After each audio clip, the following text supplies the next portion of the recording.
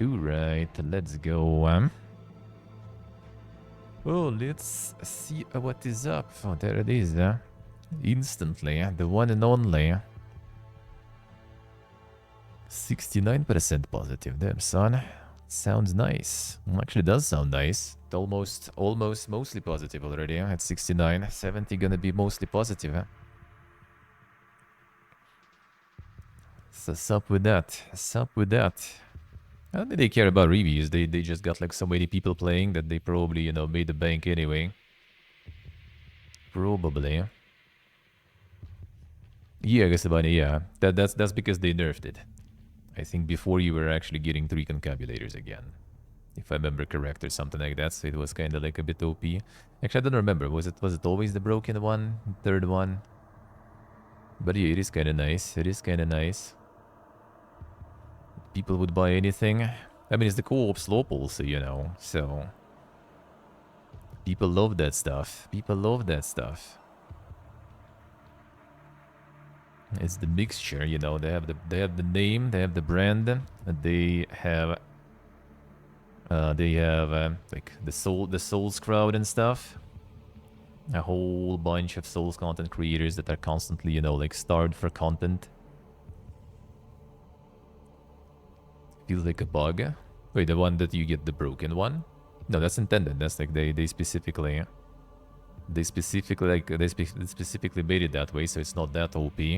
So you can't like, just chain concabulators. No, it's not actually that OP. So yeah, they got everything lined up for this one. People be buying. People be buying, so it works, I guess.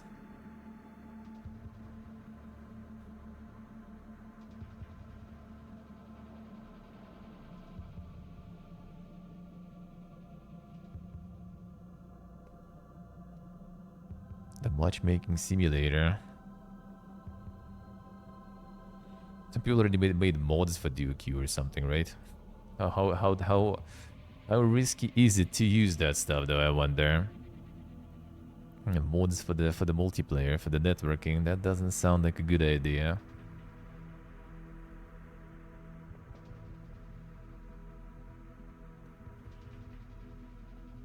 Let's see. So okay, say. I need do as options, crossplay and voice chat. Yeah, no crossplay either. Oof. Oof. They never had crossplay, right? Not in a single game of theirs. With Invasions, which actually some people kind of happy about though, because with all the Hackermans, wonder how fast Hackermans will be here too. Steam review so profound, saved screenshot of it. I don't think I have any saved, but I remember we had some that we were just like, discussing in Discord at some point. I remember there were some.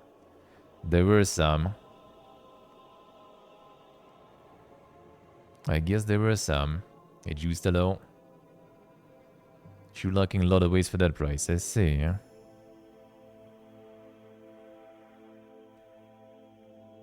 Making it feel like a new experience every run. Fun running the same map with 5 different points of interest, slightly remixed every time. I mean, to be honest, for a lot of people, I guess that's fine.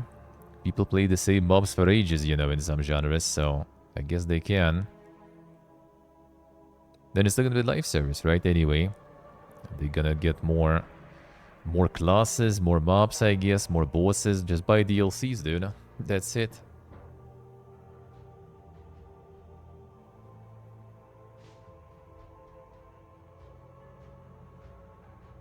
Yeah, so, well, I mean, they're adding duos already. The overlooking that duo, you mean? I wouldn't be surprised if it's something in the engine or something, with how invasions and stuff worked also. Need a little more effort. Shouldn't be too much though. How many like players are in the lobby and in matchmaking then? Maybe we're too lazy to actually change that a little. Not another option.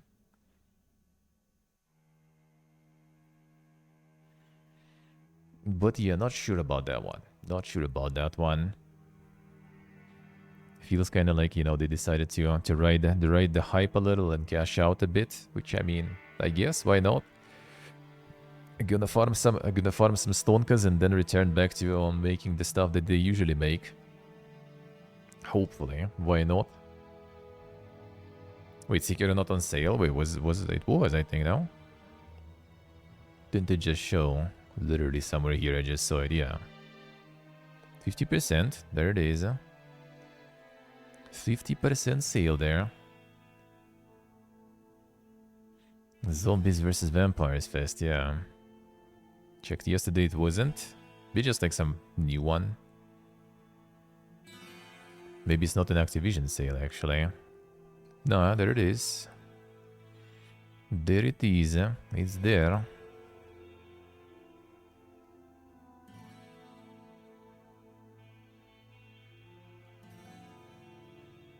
The gas station sim. Time to buy another Skyrim. Let's go. Hey, Turbolist. Yeah, not a lot of proper games about vampires, that's true. That is true.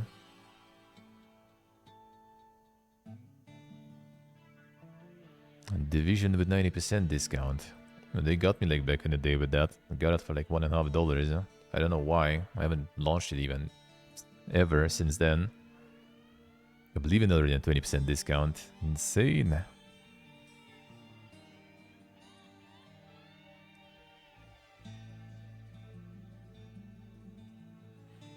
And the glorious remasters.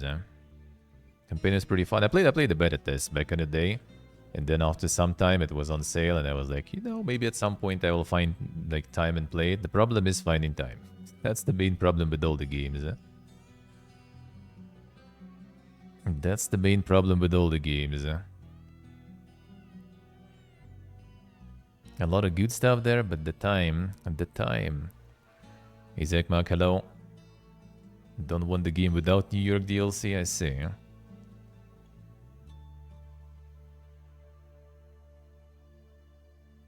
The Wilds reviews, we could check.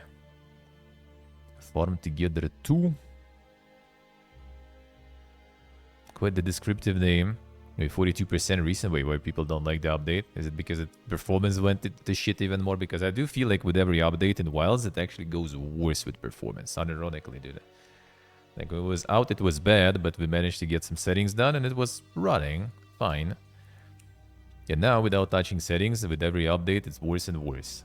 Like, you have this, like, initial loading in when everything just kind of, like, you know, super choppy and, like, really laggy. Then it kind of gets back to normal.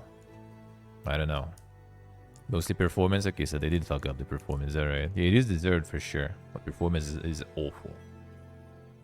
And if they plan to make more like open world and big games in that engine, they need to do something about it already. This is like the second game that suffers from that.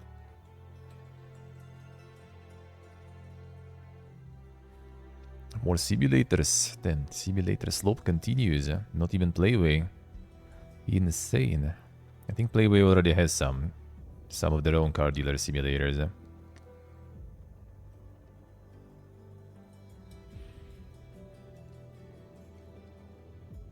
And the simulator slope keeps going.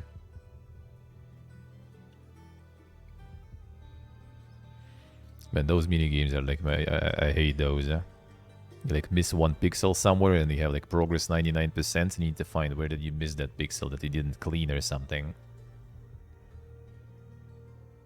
See the see. The Rap House simulator then. Time to run your kebab store. Let's play away already. I see how it is. At the Rap House. Is it called Rap House anywhere? Actually, like, I'm not so sure. Like in post-Soviet space, it's mostly in every country. Well, actually, not in every country, right? It's mostly called shawarma or shawarma or shadirma. In Uzbekistan, it's called lavash usually, which lavash is like the flatbread. So the whole dish shouldn't be called as a part of it, but I mean, I guess. But I haven't heard it called this way. The Rap House.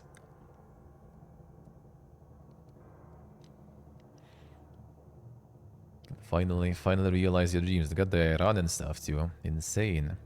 Realistic.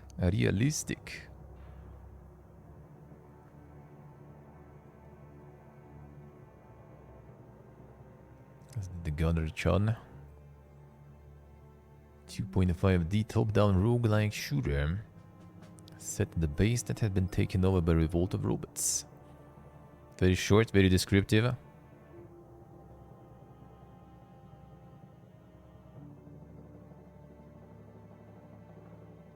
Siga se parece. Farming the weebs, I mean, looks like it.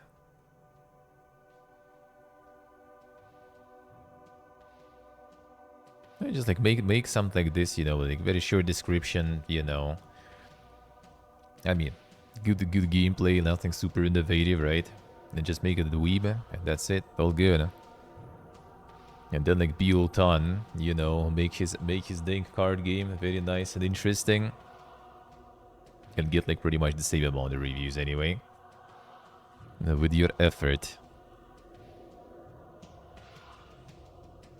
And the wrap is more flexible, I guess, true.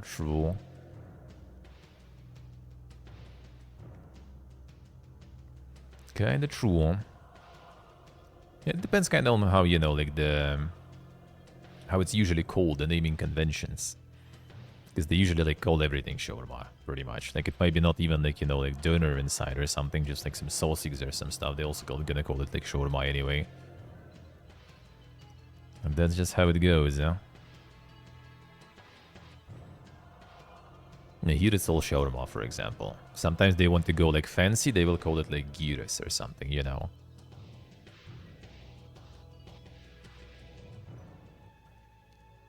Yes, the way to dink one we saw on the show. I think Forsen is like playing this one now. And with stream snipers as usual. Probably some quite dink content there. You just have to use Tzatziki. That's the thing, they don't sometimes. That's the fun part. They just call I don't even know why they call it that way. Because like for example in Russia, like gyros usually with pork, right? If I remember correct. No, always, but usually. So usually it's like, if it's called gyros, you know it's gonna be with pork, which is not that common, like in Russia, for example. But like here in Armenia, it's mostly pork. So, like, what's the point calling it gyros if it's the same? Like, they literally cut the same thing and everything is the same, and it's just called differently. What Sparks releasing? Just like screenshots stop loading sometimes, eh?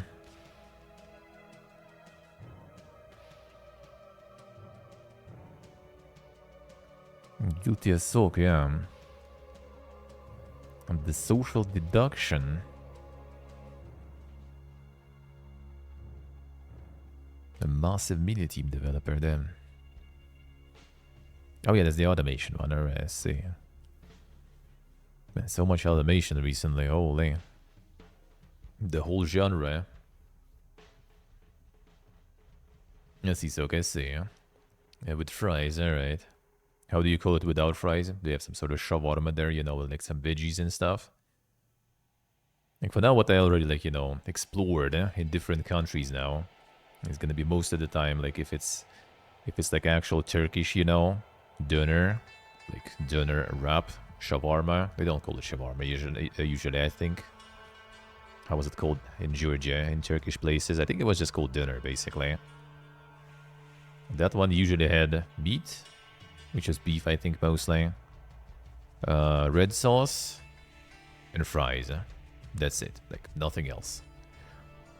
If it's actually like shawarma in Georgia or here or something, there's gonna be a bunch of stuff. There's gonna be some like salad. There's gonna be some like tomato, pickles. You know, there's like a whole bunch of it. It's like the whole complex dish there.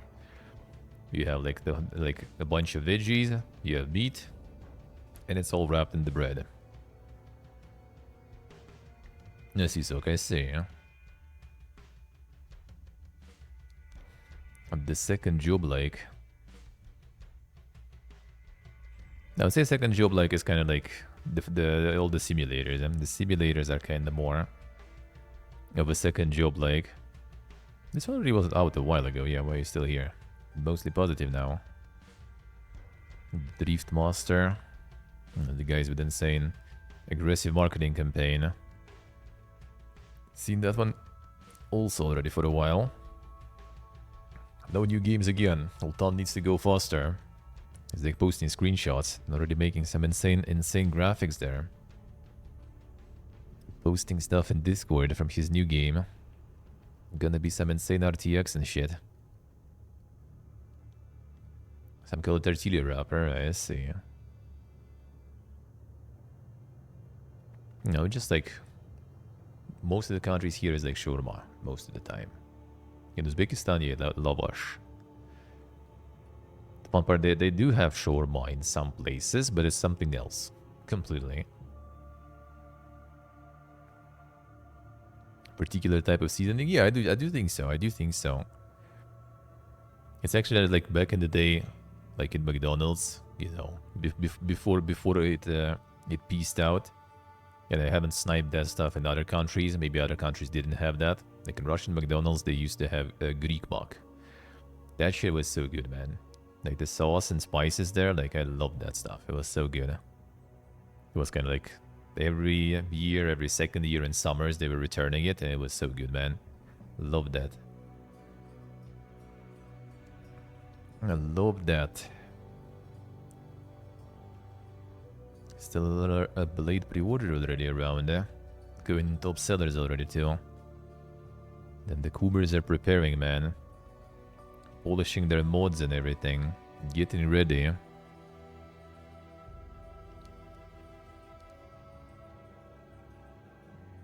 It's just like that tactical discount, you know. I saw some people do them. It's already on discount. I think it's kind of like, while the hype is still kind of around, while the hype is fresh. I mean, dude, this is like fucking 15 of how many years old game already at this point.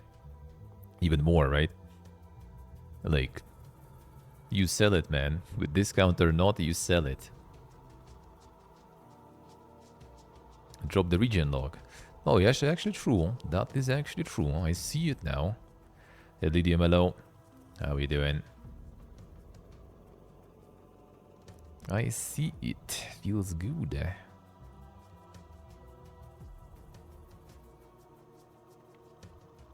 Sekiro on discount already going ham too. The rep is still pumping. Popular upcoming. 100 crime cats. Another one. Another one. Pupukum. Much 3. The fuck? Activision discount equals normal price, I guess. A window, by the way, did I greet you earlier? I think I did.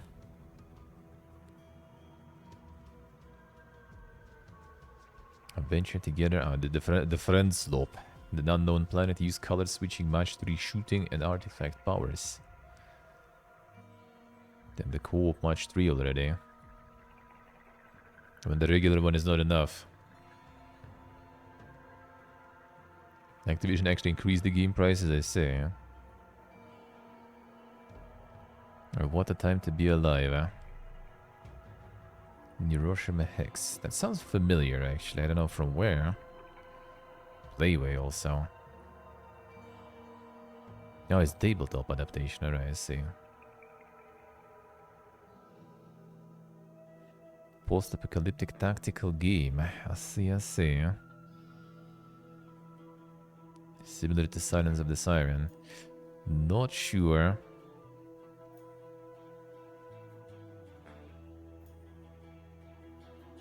Didn't get the fundraising going, looks like.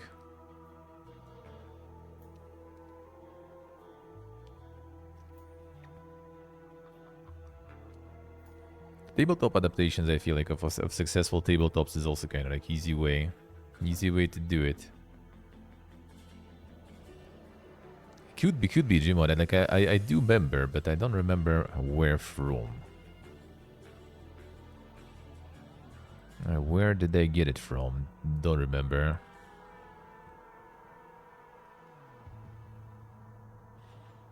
The Carters too.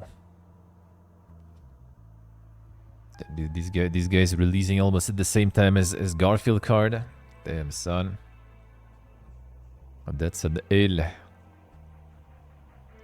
I'm bound to fail now. The superior one is already out.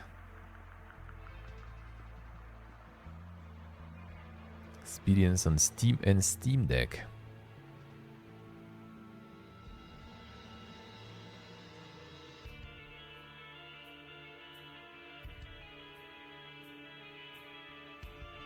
Update and pricing.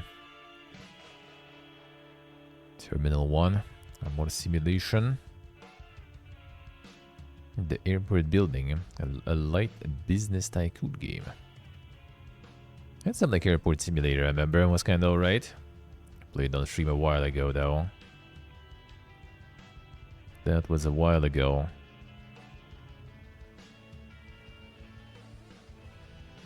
Cafes, restaurants, shops, and other abilities to attract passengers to your terminal.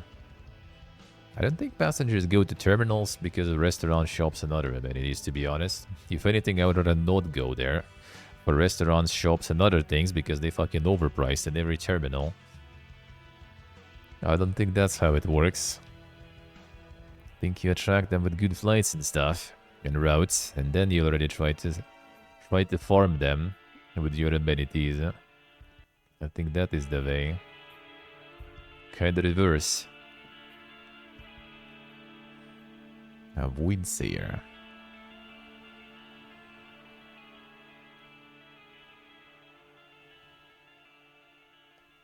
The art styles, huh?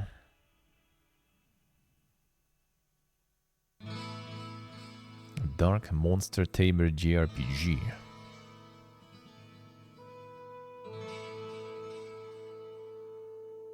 Feels like some more also about the release with monster taming and everything. Played the demo of some even. 2nd of June. A Zephyr.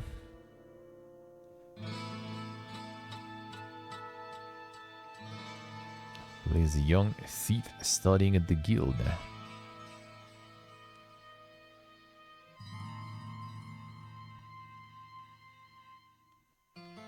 Cure sick animals. That's insane thief guild there. Find the truth during this feel-good journey. Made by a dreamer solo dev.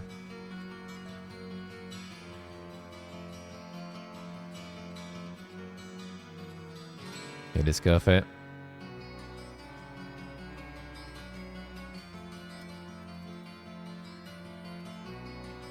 And then you to reach up is the worst. I mean, for a while already. Have you seen the updates from the Clancy Wheelmayer yesterday on all the Twitch stuff? I'm gonna finally get the what's the name? The ability to rewind the streams finally. Like on YouTube for ages, like on Kick also for months. But there is a catch. Yeah, it's only for subs and the turbo enjoyers. So if you're a pleb on some stream, you're not gonna be able to do that.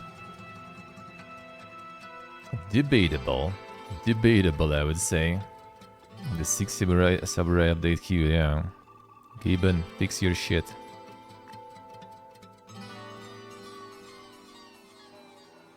Sounds kinda like a weird decision to me personally. What else was there announced? The only kind of good thing is actually, ironically, they are not abandoning the stream streaks thingy. Like that one will still keep going, and that will be rolled out to everyone also. So streaks actually live, and they are gonna like kind of get you some way to prevent from losing the streak. So now if you weren't like on the stream, right, and you missed the stream, then you can watch either the VOD or some clips, I think, from the stream, and that kind of counts. So that actually seems good. Not as epic, you know, anymore, I guess, to maintain some giga streak, like a Dreamwater does, for example. But that's also kind of good, though, I think. Unless, you know, kind of like FOMO and everything. Especially since sometimes you have some things that, you know, when all your country is kind of fucked with electricity, for example, and you can't watch whatsoever and you miss the streak, that sounds bad. That's what Nick had. So now there will be the ways to kind of stop it. Oh, there it is, 495. Thank you, Demota. Thank you, sir. Appreciate it. So now there will be a way to preserve them if you miss some streams. That is good. That is good.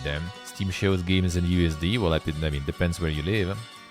Depends which region your Steam is.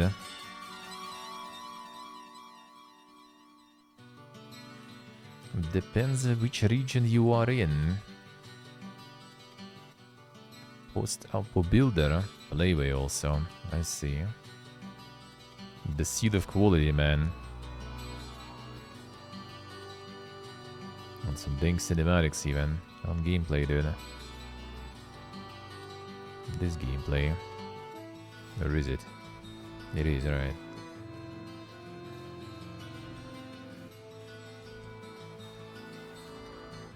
Wait, no Croner option?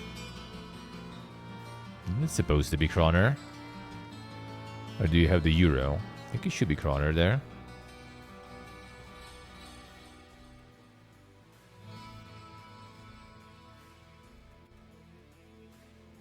Oh, do you have Euro there? Interesting. Interesting. On the GOG respects, yeah, I see, alright. This looks brown. Well, welcome to post-apocalyptic builders, you know. The color of post-apocalypse. By Drug Cartel. Damn, what a name. A drug plantation management. Oh, damn, they got like that. Now that's a nice take on Stardew, you know. Now that is something a little different, at least. Base building strategy and combat elements. Spend your plantation, hire workers, and plan new smuggling routes. Be ready to face heavy response by law enforcement by hiring guards, buying weapons, and building defenses. Damn, the dang Stardew. Cozy and illegal. Starhemp Valley, yeah. Yeah, courier. Right at the sidewalk, yeah. Then he's surprised why you have, you know, the law enforcement there all the time. I guess the guards with weapons also stay there on the sidewalk.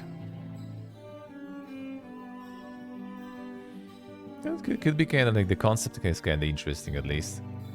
It would be more interesting if it would be like actual, you know, kind of like Stardew stuff, like with some like dang story and everything. Cozy illegal, I guess. And that would be an interesting one. Not like full simulation, but also kind of the story there.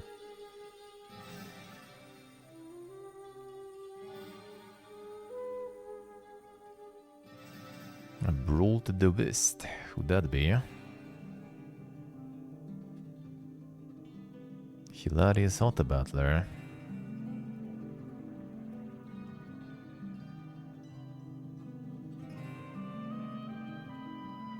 Grow through trees, tame monsters to build your team, eh? Unique characters that battle others in ranked mode, eh? Every run is fresh.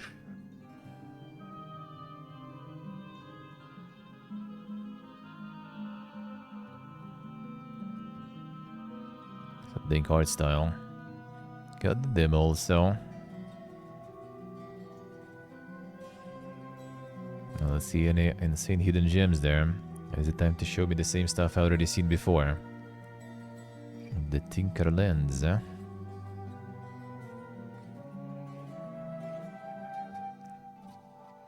Explore, craft, and fight your way through uncharted islands. Damn, I haven't heard that before. It reminds me of one we played with Trizip before. What was the name of that one? From Team 17, I think it was published. Played the demo together, I remember. Like, it seems kind of very, very similar. But different. TBA? No, I mean like the single player stuff. The actual single player game. I forgot already the name. It was a while ago also, like already. Like 3-4 years back, I guess. Just seems similar. Cauldron. Upgrade heavy minigame centric turn-based RPG. Play minigames to strengthen your party and then win battles to uncover more map. Good reviews on this one. At the OTQ Games Expo part.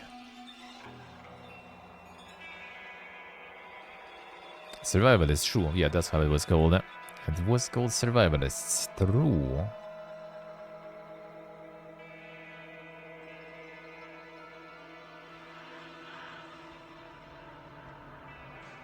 Oh yeah, the Japanese Drift Master, there it is. I'm mostly positive there. And we're going ahead with the marketing. The Tower of Babel. It's the one I played the demo, right? Oh, no. Okay, no. It's just the art style kind of similar. I played the demo of different one. The tactical turn-based one. And this is the survival-like. But style is like very similar. Not in-game, just the banners. I got confused for a second. Was that one already out? So many reviews. It's I guess like officially licensed thingy or something.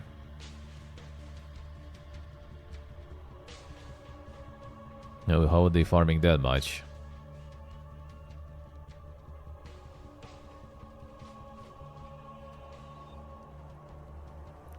Plus 0.2 chance of thumbs up review. Oh, they have that kind of meta progression.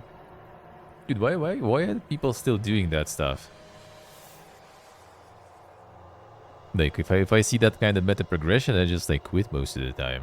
Like are they expecting you to just go and again and again? Just like, oh man, I see all those percents and I want to grind it out so hard. I have nothing better to do. My Steam library is empty, there is no backlog. So I'm gonna grind this game, you know, for days. Too grindy for higher level. Like, you ain't selling subscription, man. You ain't selling some battle passes. Well, I hope at least. You ain't like multiplayer or something. Like, why? What's the point? People bought the game, they played the game, they enjoyed the game, done. Like, why do you need to make it unfinishable, sorta? Endless.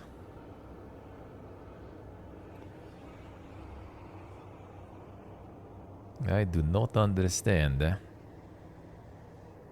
Especially when nowadays you have like so much stuff competing for your time already.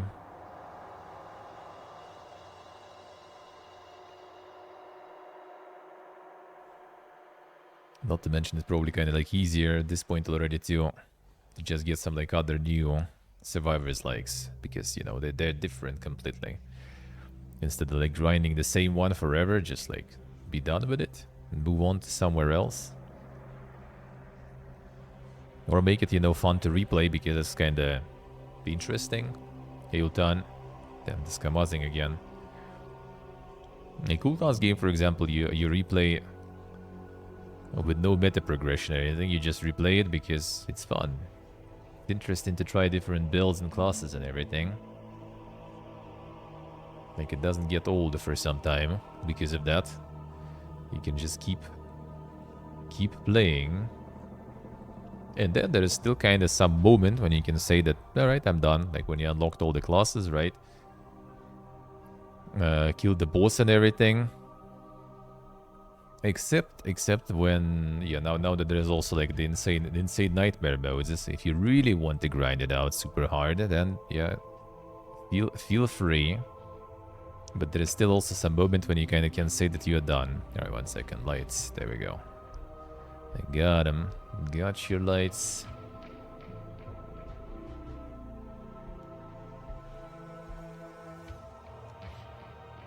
Yeah, I do kind of like when like the meta progression and stuff is kind of like it's enhancing your experience, you know. Like in case of Ultan, for example, you unlock new classes and new stats that will allow you like new kind of levels of stats, right? Like you can increase the stat higher and unlock some things that you couldn't see before because you couldn't get that stat that high, right? Or you couldn't play as like a half orc, right? And then at some point after playing enough, you can play as a half orc too. So that's good. But yeah, I don't like when you just, without meta progression, you just like struggle and suffer. So until you get some grinding in, you just can't even do anything with the game. That sucks. That's just kind of discouraging, to be honest. Most of the time.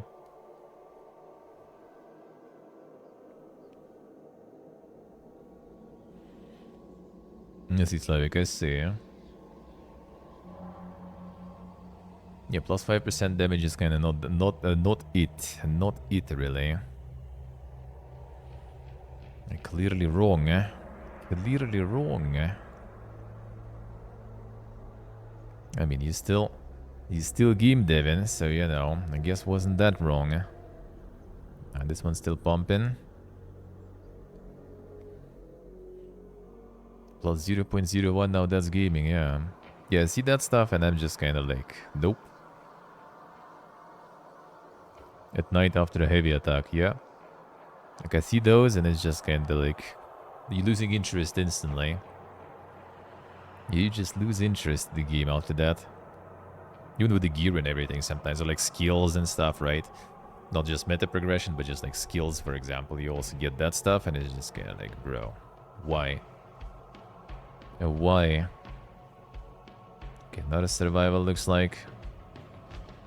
Survive the fool. No, it's a different one though, yeah. Not the survivors like, just survive. Survive the fool. So this one last week though, I think, right? Yeah. And the top list. Actually maybe on one of the shows even. Coin push RPG we also saw. I remember.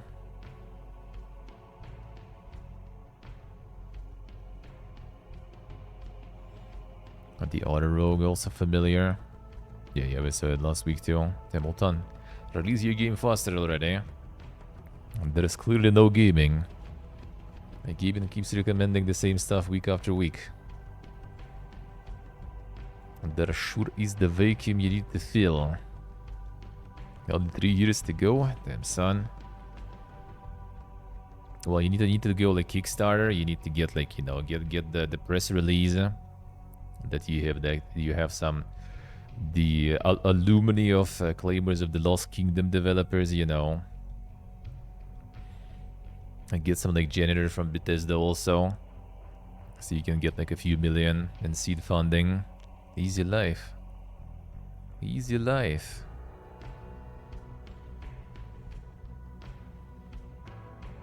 At the snack or driven away by the cost of living, you and your childhood friends set off with a goal to turn things around and start a new life. Damn, driven away by the cost of living. This game already like, you know, too real, man. Too real. And then you're driven away from everywhere because wherever you go, more people go. And the cost of living raising there too. The input obscure name here, yeah. The Rogues Remastered. Then the one and only. The one that is not like, but the actual Rogue. Insane.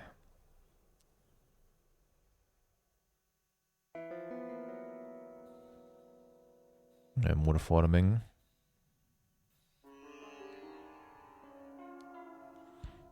Become the slime. Insane.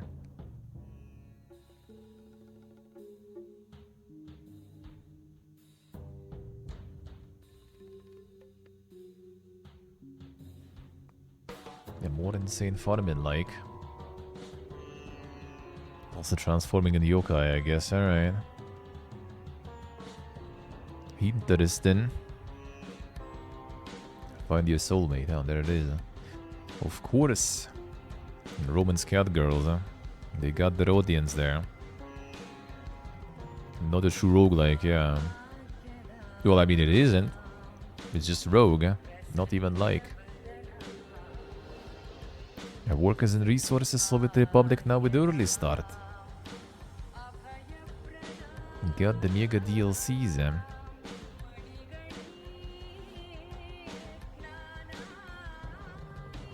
The insane gaming. 30s, 40s, or 50s. Eh?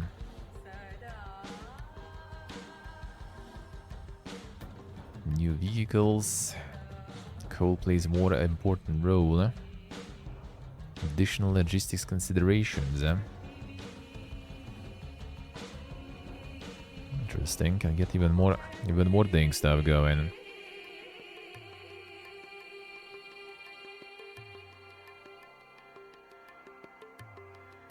Need to return to this one. Need to return to this one. This was nice. I played a little bit. Need to do more. Alright, finish the queue. There we go. Need to play some more. It was nice. It was a nice one. I got all the stuff that we checked. Oh, there's gonna be more. I have like in the magic links there. We'll get there. We'll get there. Then they're still selling the gold road. That's not a lot of people who bought the expansion. I guess a lot of people weren't even buying it on Steam though. The Elder Scrolls Online stuff. Still $20. Insane.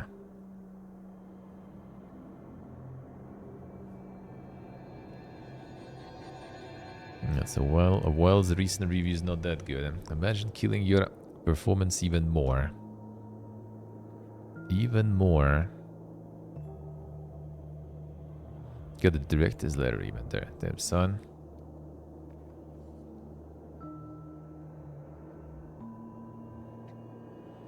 Collaboration.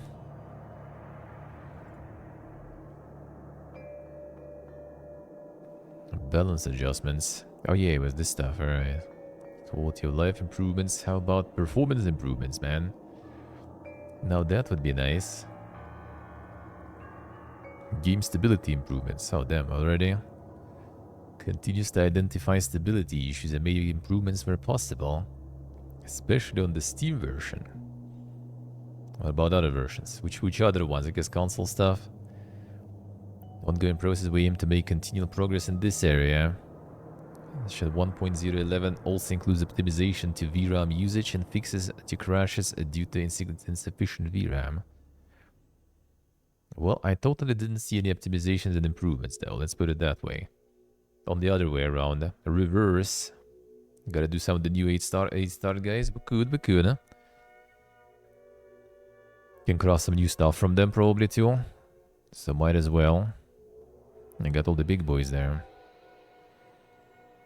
Got all the big boys you can do. Anudra is annoying. The rest can't. Arrest. I'm the Iron Magal. Oh shit. Monka is. That's a Monka.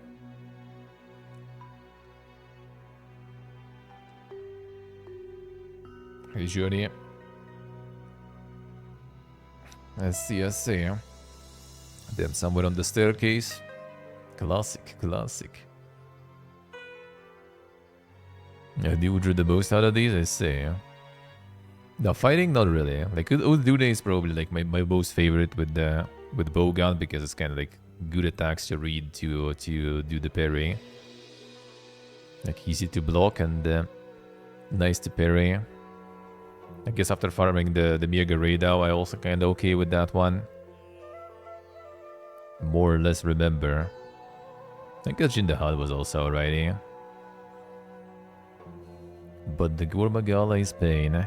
Especially 8 stars. That's probably gonna be some Giga damages there. Need to get some practice for that one going.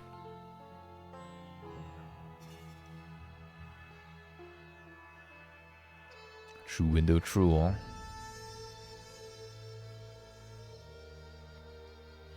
But yeah, doing good, Johnny, doing good. Hope it wasn't like on your doormat or something, you know. That would be not very nice. That would be not very nice.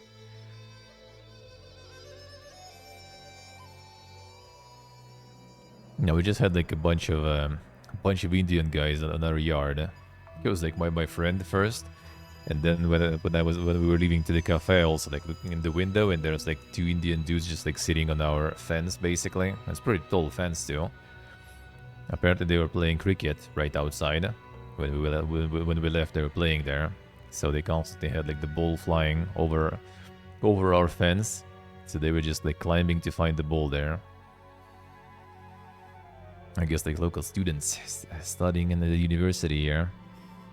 That explains like one of the like places here that we pass when we go here is like there's like insane curry smell. Like from time to time you're just passing and it's just like, dude, someone's cooking, man. Someone's cooking something good there.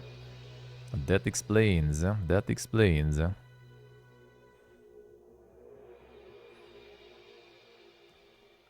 Sad that they don't have like some sort of like spot with Indian food, eh? Sad, sad. They used to, but it's closed now, I think. Farm the headgear on Tuesday before the shows? Yeah, let's do it. Let's do it.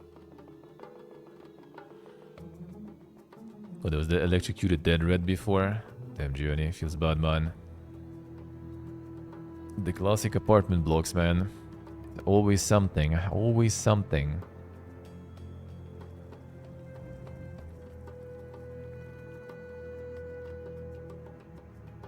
The Kobe blocks always with some stuff going on, yeah.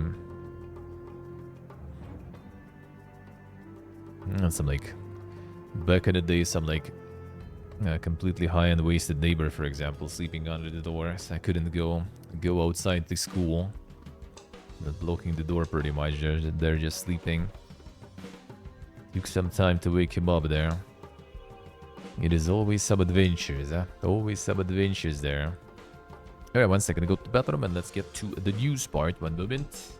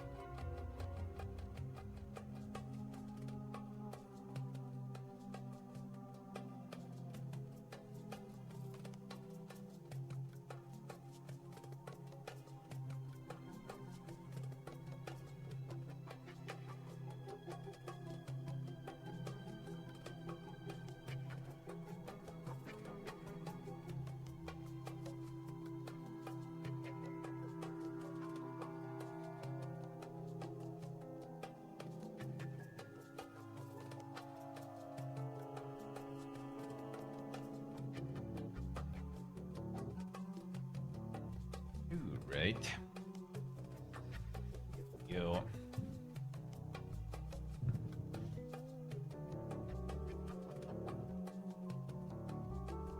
There we go. Alright. Back at it. Let's go. Let's go.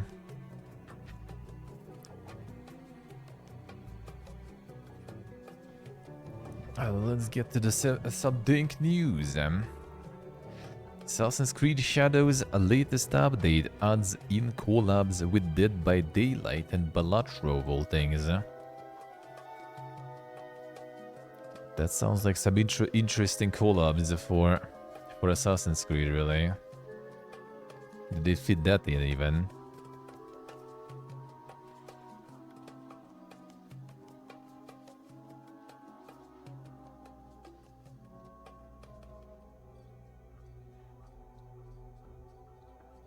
Balatra mentioned that in the context you didn't expect, really. Really showed completely random collabs, yep. Ubisoft describes as follows: villagers begin to disappear and now we become suspicious of the strange presence attacking the local people of Harima. To succeed, you'll need to master unique mechanics and confront a formidable otherworldly threat. There's a new quest even, so it's not like some sort of like, you know, random thingy. Then there's the Balacha collab. Damn card game really has its hooks in all of us, eh? I want just a new trinket. Alright, that's at least something like this. Amulet for Yasuki and the trinket for Naoe. Called Winning Hand. Both offer legendary perk that gives you a chance to trigger random affliction effect on combo enders. You get these new items, you'll need to work together to figure out how to get it, says Ubisoft. Let's see.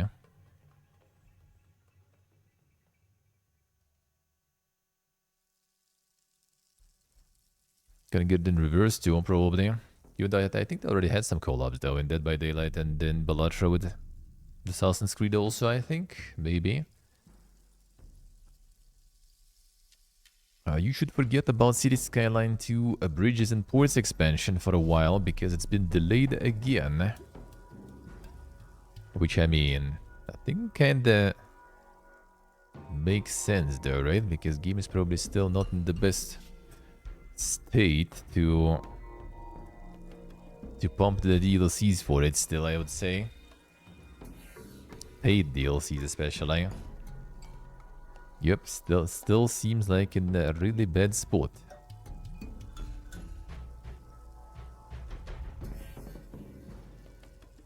Sì, che could I say?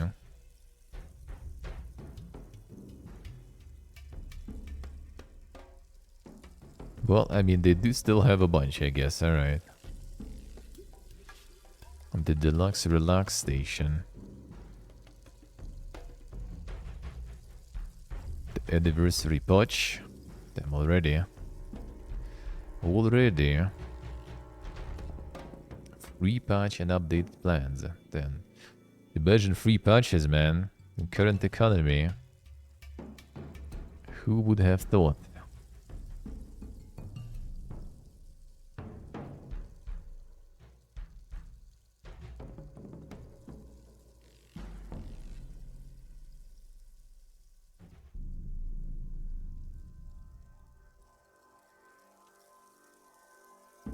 Let's see.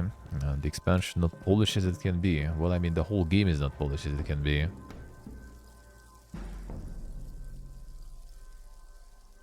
So the free content that was intended to come alongside the DLC will release. The expansion later.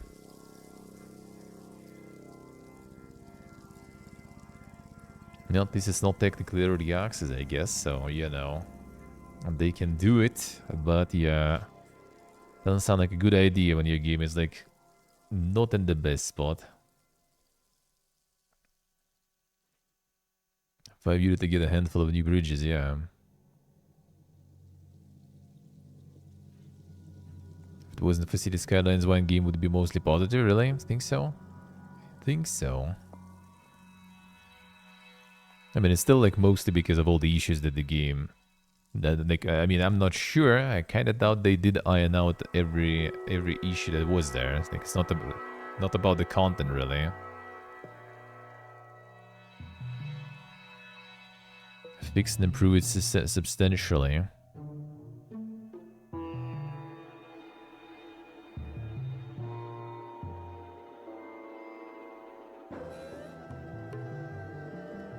Game crashing, the long loading time, buggy game for 1 year full of patches. DLC's the Curse of Paradox game.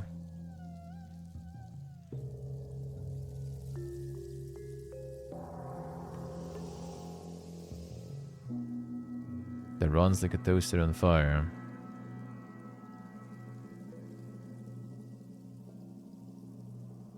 Main traffic AI wars.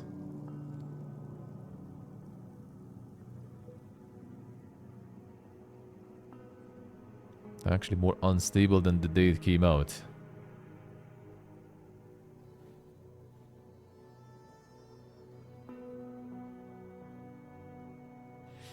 So yeah, it's still plenty of issues, looks like. It looks like.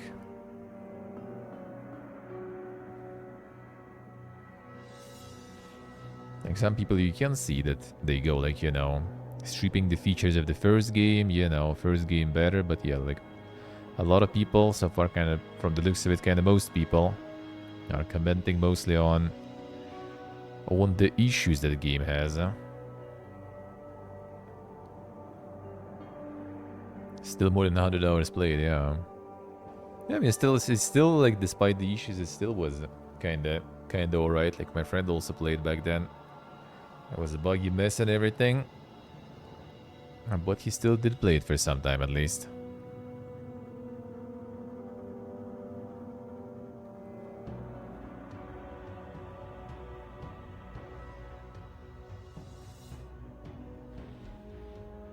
Come the Wiki 3.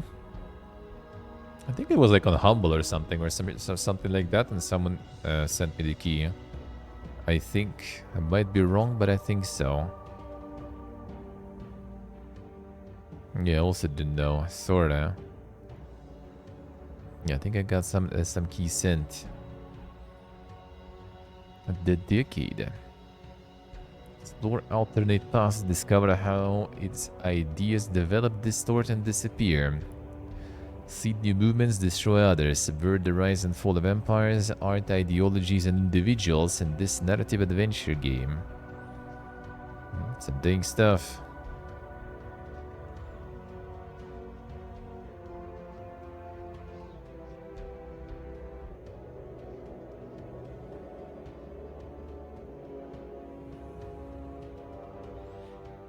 The 27th of May.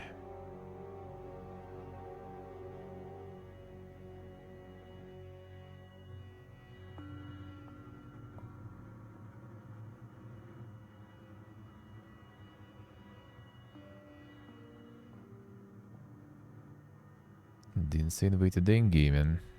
Super way to think, but still. The FMV endings to discover.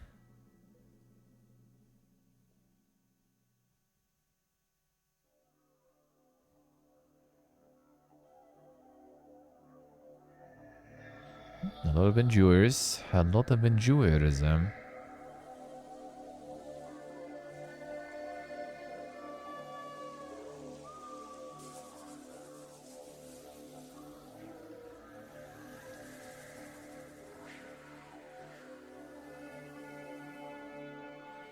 Someone still managed to find some dinkness there. Some negative stuff.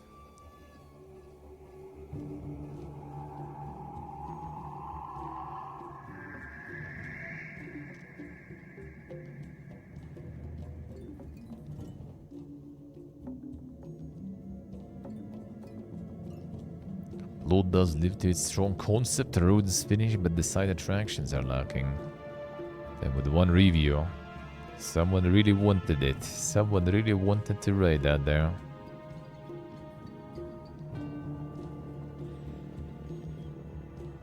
This looks like some dang stuff.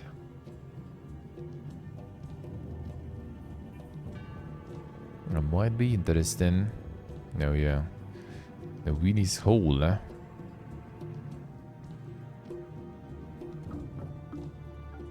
A way to think.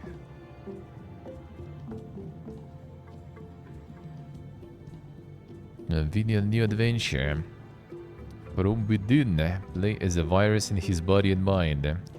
Capture cells to mutate and build a deck of actions to unleash in combat-driven combat.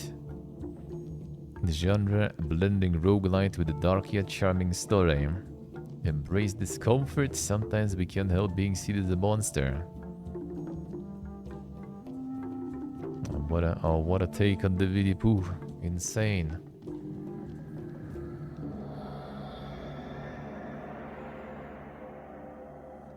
Got the demo there. Got the demo.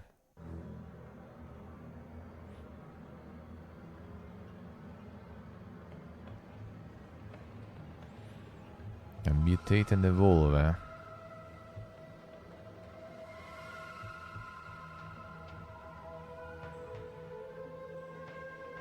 Bodybuilding in the worst way.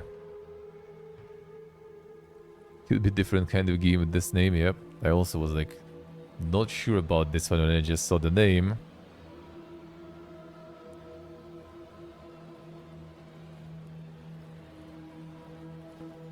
And then it ended up being not exactly that, but still really dang though. It been employed. Still really dang though.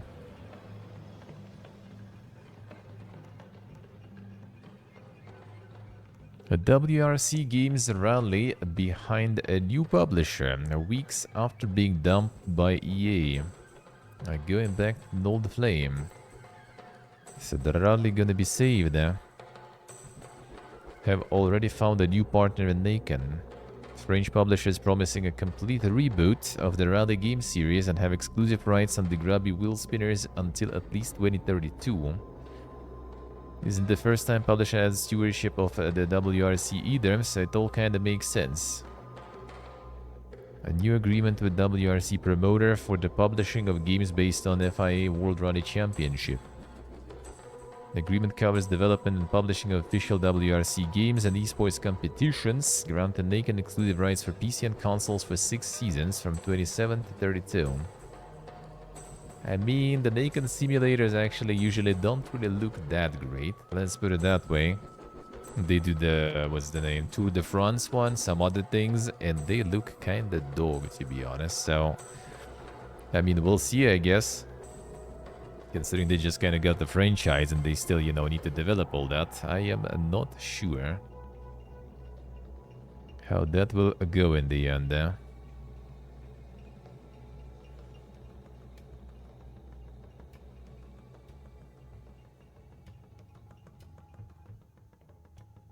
Fédération Internationale de l'Automobile seem happy enough to bounce back to old partners. And like working with that EA there. Apex that's seemingly running out of steam.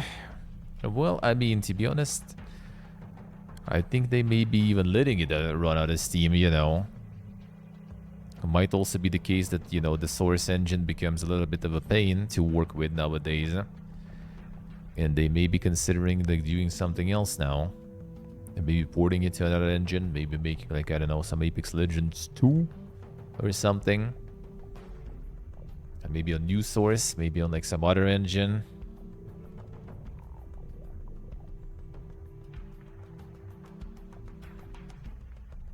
Cyberpunk 2077 sequel is now Cyberpunk 2 and is therefore about burial mounds, bows and pottery. Project now in pre-production. And the name change revealed in their latest earnings results, according to which new Cyberpunk RPG just entered pre-production, roughly defined at the point in a game a gestation when designers, artists, programmers and so forth meet to flesh out the concept. But before they've actually started making anything that's supposed to form part of the finished game, there are now 96 people working on the thing, versus 422 for Witcher 4, 49 on the multiplayer Witcher spin-off Project Sirius, and 19 for an unannounced original game, Project Hadar. Grousing dilettante reader will object that this is scant material for a new post, especially given CD Projekt are offering no guarantees that Cyberpunk 2 will be the project's final name. As they commented to The Verge, Cyberpunk 2 just means it's another game in the Cyberpunk universe. But the dexterous maven of online newsmongering will notice that Cyberpunk 2 is in fact an extremely compact and subtle piece of world building. After all, Cyberpunk 2077 is set in the year 2077 CE. By logical extrapolation, Cyberpunk 2 is set in the year 2. Damn, 5 ahead. Combine that with a hint from Cyberpunk tabletop creator Mike Pondsmith that a new Cyberpunk will take place in Chicago. And we can make deductions about Cyberpunk 2 setting by copy-pasting bits of this randomly Google leaving history of Illinois with its trust-inspiring emblem of a sickly and loquacious a bald eagle attempting to disentangle itself from a discarded shield. Way too dang, dude. But yeah, about Chicago we read before, like last week or something.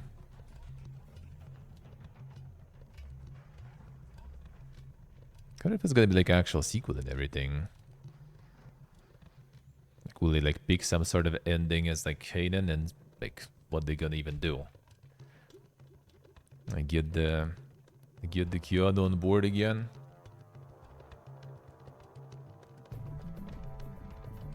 Guess that could kinda work. I get one of those endings as the main. EA shut down studio they opened less than 2 years ago. Cancel Black Panther game. To put our creative energy behind the most significant growth opportunities, says President. Imagine just like for 2 years, like building the studio, paying money, salaries, you know, spending money on developing everything just to completely, you know, throw it all away. That doesn't sound nice, man. Yeah, it's led by former Monolith.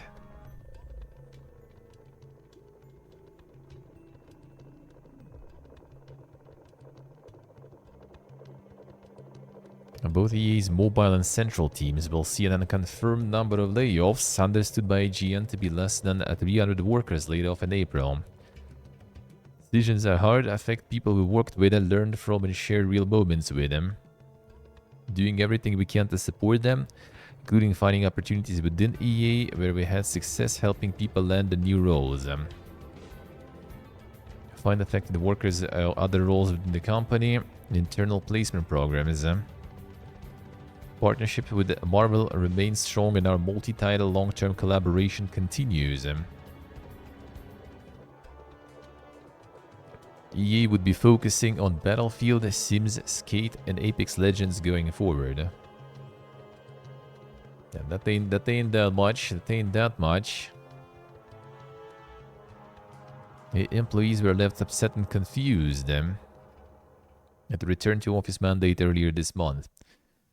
Person works at CEO Andrew Wilson in an email to employees leads to a kinetic energy that fuels creativity, innovation, and connection, often resulting in unexpected breakthroughs that lead to incredible experiences for our players. That sounds like a cool story, bro.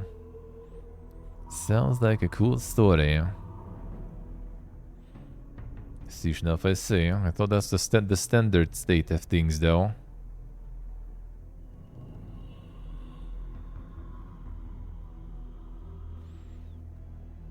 The Corpus Peace check success, yeah. Despite these recent layoffs, the company now employs 800 more people than this time last year. IGN note that is likely due to EA increasing the size of core teams, which scans with a BLS stated focus on a few select game series. Yeah, between them, Andrew Wilson and Laura Miele took home around $40 billion in 2024.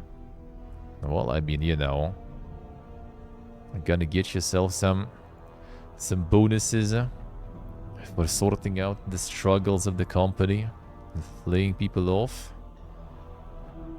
The debugging hero. Gain the ability to manipulate character variables. This powerful ability to overcome the dungeons blocking your path and defeat the demon lord.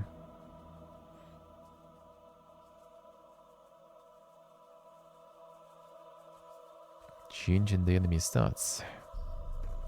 This reminds me of the dice one demo I played. I mean, you could like override some of the stats and stuff too. That's kind of alrighty.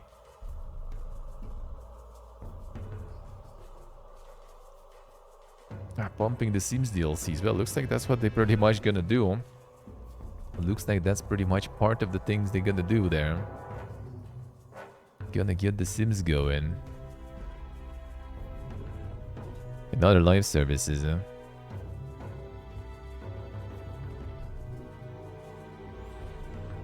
Does seem kinda alright.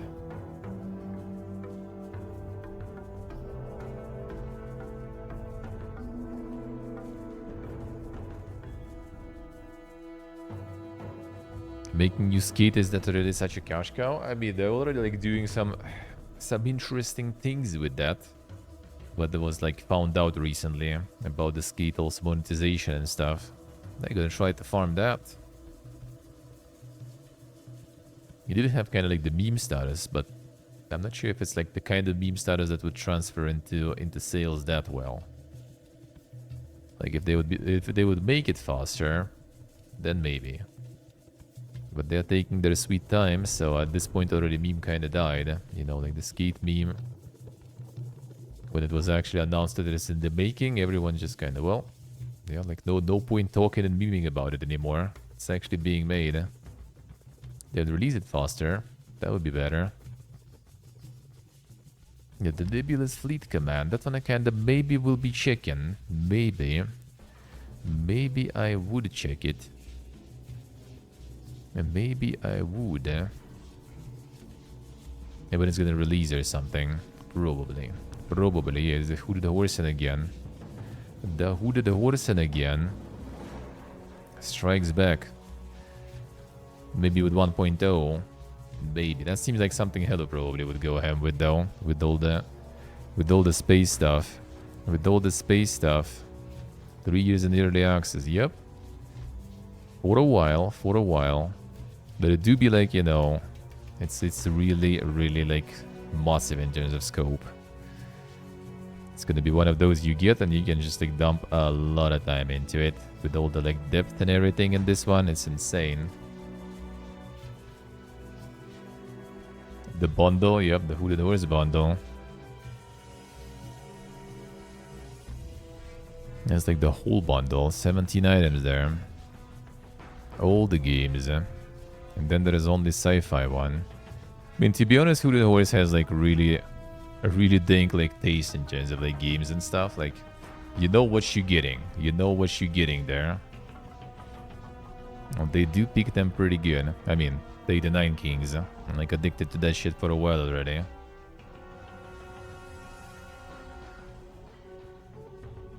Wait, Hushnaf? What you on about? Still cheaper than the entire Paradox game? True. True.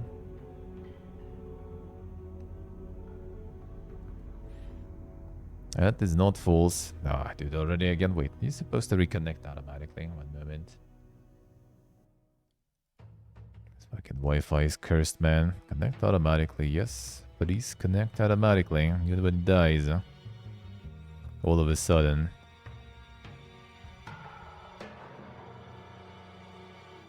Can't connect. Nice. Did it actually die now or something? Internet is no more. Nah, I think it's fine right now. It would be like the secondary already working. But it's not. Well, I can just like share it from here, I guess. Just like the Wi-Fi on the PC is like some PPG stuff. Oh yeah, and I can share it here too, bro. There we go, it works now. Good. It looks like it is. Alright, nice. Fixed. Fixed. There we go. A life below. Refreshing twist in the city building genre set beneath the waves. Shape-thriving coral reefs revive collapsing ecosystems and grow a living seascape in a heartfelt narrative by Ariana Pratchett. The Ocean's Final Hope. Castilla Games is a publisher there.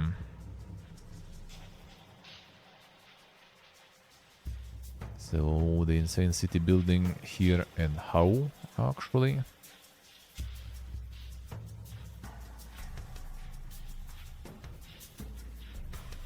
Now is that gonna be city building there?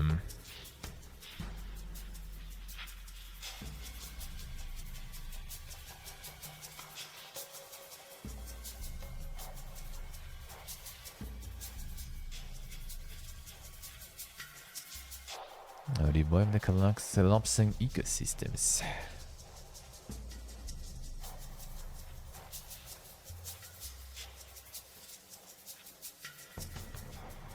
Game players. know. Okay, when that happens, Gibbon still didn't fix that shit for a while. So it's just the same. Any game players? Ah, okay, there it is. There it is, I guess. I guess.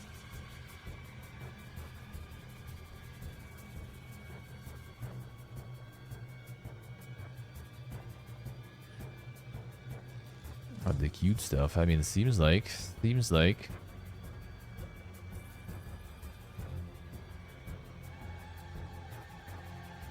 The underwater city buildings in recent times.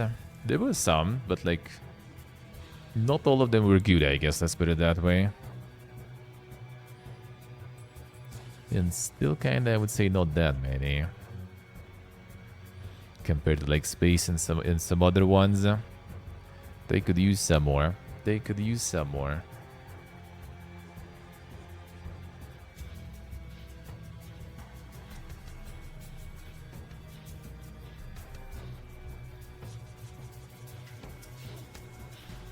Hey, Portable Low. How we doing, man? What are you doing?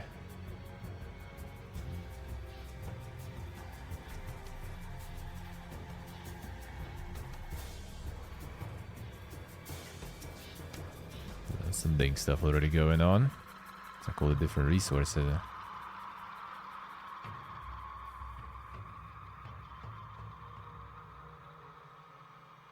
And building some corals and stuff.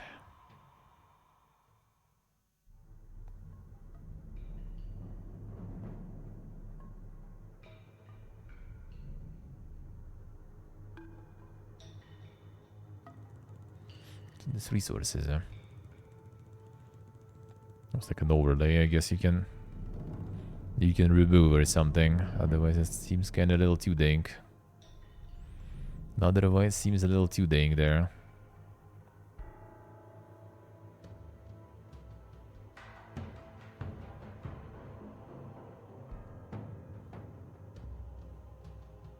Nice portable, nice. Sounds good. Sounds good. We shouldn't indeed. The usual Sunday stuff. The regular. This might be alrighty.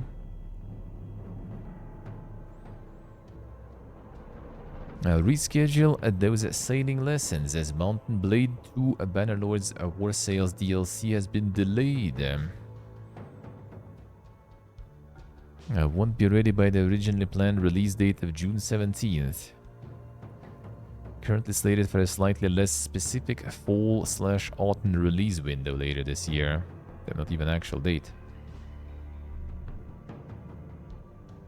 This decision because they need more time to reach the level of quality you rightfully expect. The extra development period will give us more time to apply additional polish, continue making progress on the improvements to the base game that are already in motion. New release date should be on the way in upcoming weeks at least.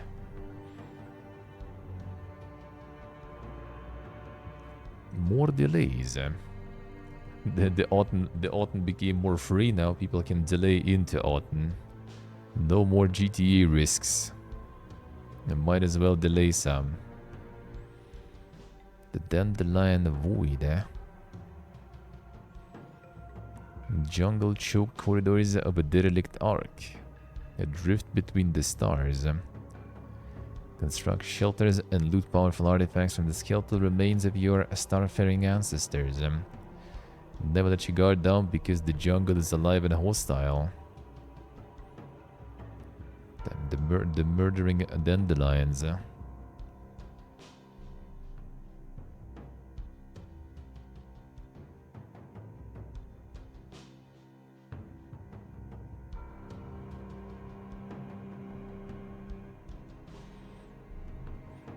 mega cleaning.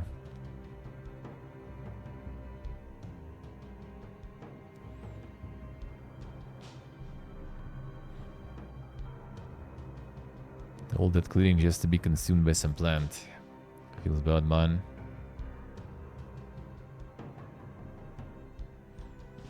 Never lucky.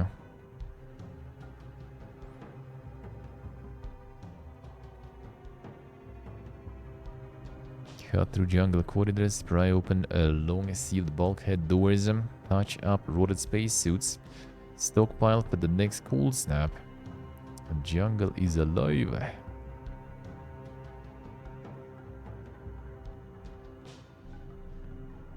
That's what happens when you touch grass, yeah. Sometimes grass touches back. Monka is... contains violence and incidental lo-fi nudity. Damn, what is lo-fi nudity? The chill lo-fi nudity there. Damn, can't be. You feel stupid, fat, lazy, and ugly in high school. Well, I did, but at least I made a life simulation RPG about it. Damn, big gaming, dude. Got the demo too.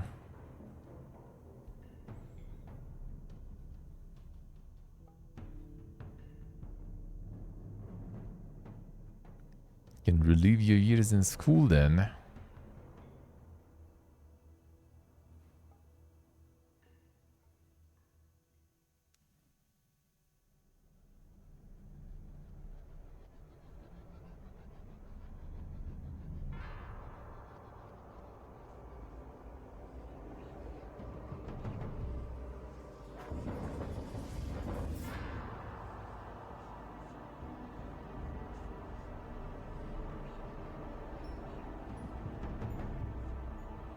Seems like quite an experience there. The dark comedy.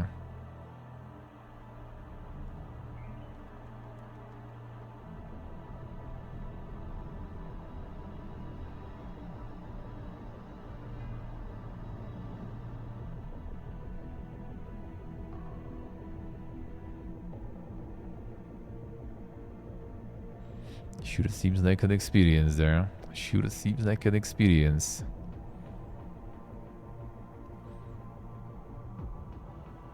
A demo for that one.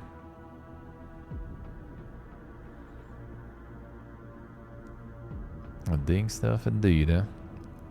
That's some ding stuff indeed there. Persona 4 remake is on the way, according to one annoyed voice actor. Can that be? Let's slip the remake of the school age RPGs in the works, mostly because he's frustrated that the developers don't want him back to perform as his original character. Yuri Loventhal, who played the clumsy bicycle crasher Yosuke in the original 2008 game, expressed some revealing annoyance with developers' Atlas in a post on social media that has since been deleted. For those who keep asking, no, I will not be returning as Yosuke for a Persona 4 remake. I asked, maybe I even begged them, but they don't want me to come back. Yeah, what a way to leak things there. And the worst kept secret. They got like all the different voice actors, I assume. Then if it wasn't only him. Yeah, not the only one seemingly snubbed by Atlas. Erin Fitzgerald, voice of Chia, has also complained of the developer's reluctance to have her return, as noticed by Games Radar. See, like I say.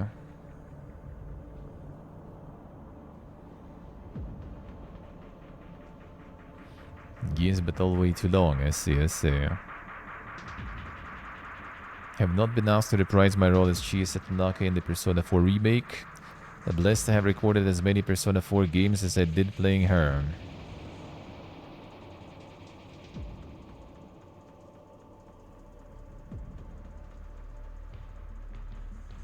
The PC remaster came out in 2020 in the form of Persona 4 Golden. So now it's going to be something else already. The full remake.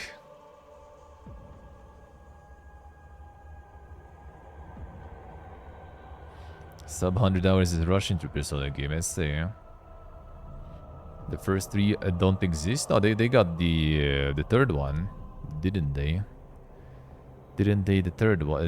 Did some remake for the third? Yeah, third game got its makeover. So they did. They did.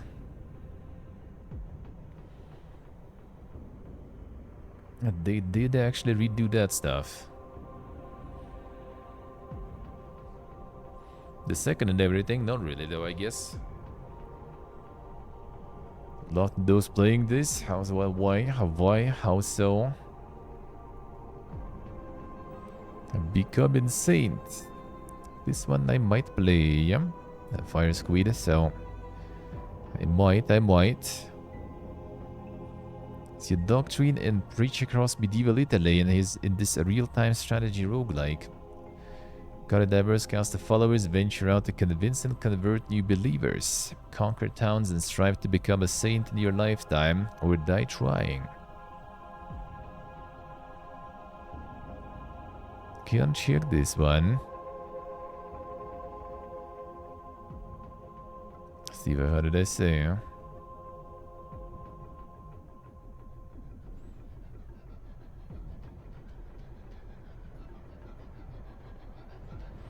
Several months ago, yeah. Well, I mean, didn't get around to it. I mean, it's for now just the demo. I don't know. If it'll be like on next fest, I might. If not, then I might wait for release already, you know. 15th of July is not that far. So we'll see. We'll see. Imagine having time. Ukulele developers Playtonic announced layoffs. The landscape is shifting and with it so must we. UK platform game specialists facing a period of profound change. Another one.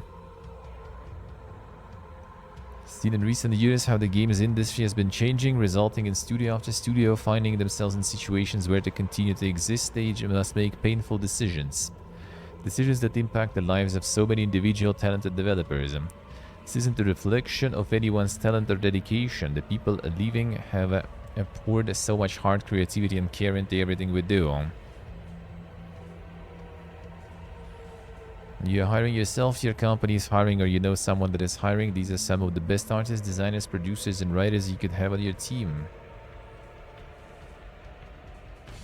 Another one.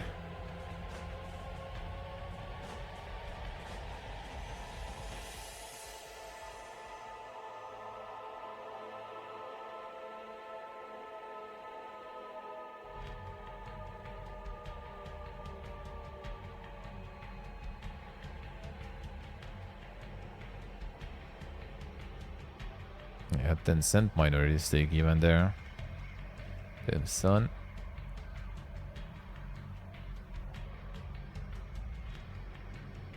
It was the publishing even after the ukulele there.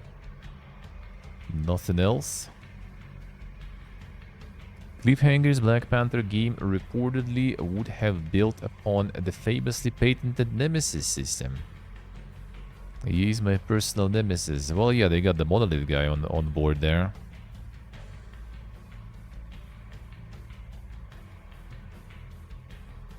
Studio was actively hiring in Black Panther and passed a gate, term you use for when executives look at how a game is doing and decide whether production should continue. Some sources also say EA executives were still frustrated it hadn't left pre-production despite being in the works for 4 years. That slowness was apparently due to the fact that a lot of now laid off staff were hired within the last year, even just the last few weeks and months. The game itself sounded interesting too. Cliffhanger were being led by former Monolith head Kevin Stevens, the same studio behind the Middle-earth Shadow series of games. Monolith's beloved and patented Nemesis system was apparently going to be the basis of a new system in Black Panther, expanding on those ideas. This included things like being able to play as T'Challa, Killmonger, and Shuri, all of which would be competing for the Black Panther role. Be able to play as one of them, with the other two becoming rivals that you could form relationships with them. Would be Skrulls, shape-shifting aliens that would have been trying to overtake Wakanda, some of which might pretend to be allies, others acting based on previous things you as the player might have done. You can see the similarities to the Nemesis system. 4 years of pre-production, understandable for asking, yeah, if it wasn't moving anywhere. But apparently they started hiring only recently, so I guess depends on the reason why that happened. Why weren't they hiring earlier or something? Showing off this feature to executives was apparently difficult. Building a game and a studio side by side was part of the struggle here. Top of that, Cliffhanger were based in Kirkland, Washington, an expensive city that meant staff would need appropriate and deserved wages. Yeah, you also recently put in a return to office mandate, so it all seems to add up, the game not being far enough along with the studio that cost too much to run in their eyes. Probably worth a reminder that the EAC under Wilson, the year entertainment president Laura Mira took about $40 billion home last year. They're like plugging that one in. I'll probably like plugging that one in there too. Whole thing is just tremendously unfair and a massive shame. I've loved to have seen a studio build upon the Nemesis system, easily one of the most interesting gameplay systems in the past decade, locked behind something as stifling as a patent. There's always big solidarity to those affected by the layoffs.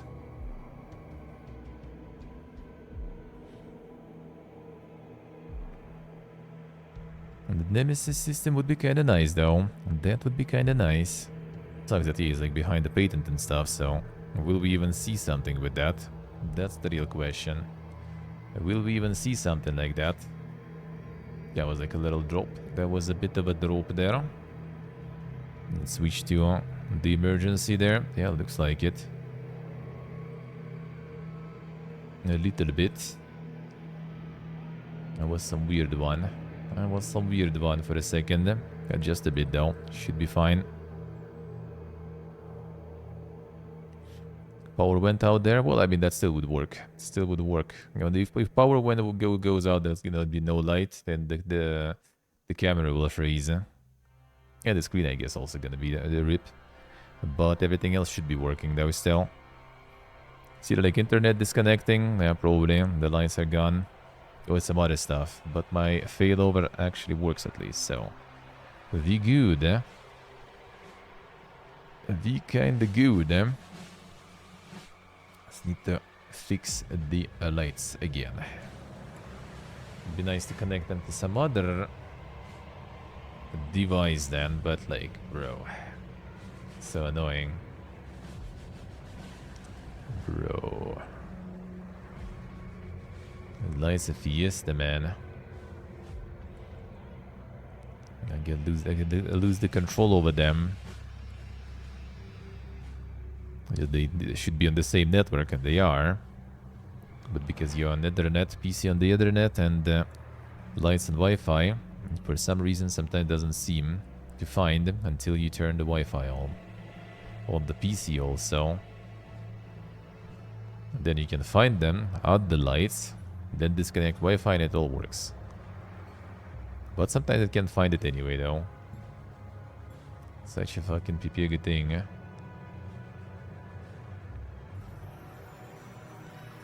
These lights, man. Always a clown fiesta. It dies way too often here. They connect to some like third-party thing, probably. A bit. One moment, I'll get them back.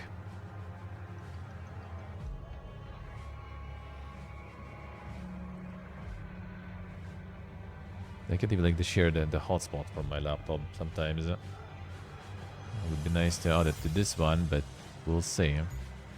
We're good. Should be good. Replay. Now it works. Now it works. Now it takes some time after disconnect to reconnect this stuff. I don't know why even. It's just internet dying, like not like router resetting or something. So weird, eh? Weird, eh?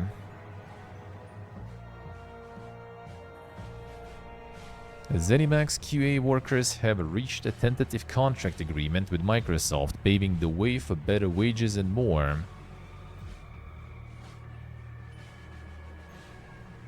The unity, that's good, eh? The union. Workers united, eh? Nice region, nice.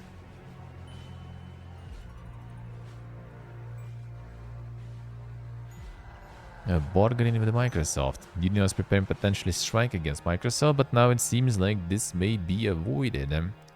Fully agreed to, contract will bring substantial across-the-board wage increases as well as new minimum salaries for workers. Top of that, there would be protections against arbitrary dismissal, grievance procedures, and a crediting policy that clearly acknowledges the QA workers' contributions to the video games they help create. Press release notes the agreement would also include agreement made in 2023 in relation to how AI is used in the workplace. Not set in stone just yet, but hopefully. True save true.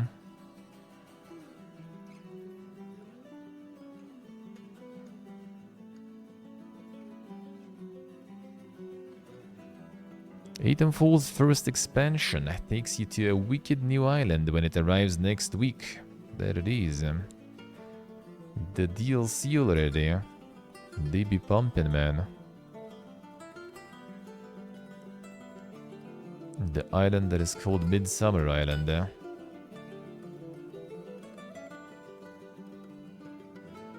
bit more of a folk horror vibe to it. Some more folk UK horror there. Don't remember any monsters? Well, looks like there will be now.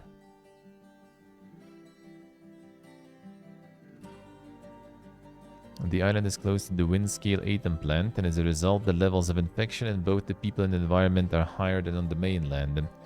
Feature new enemies like pirate bandits and infected druids to fight, though you'll get some new weapons to fend them off in kind. Includes things like a blunderbuss shotgun, a cutlass, daggers, a new bow, and a beekeeper's staff. Typical kind of things you find on a creepy island.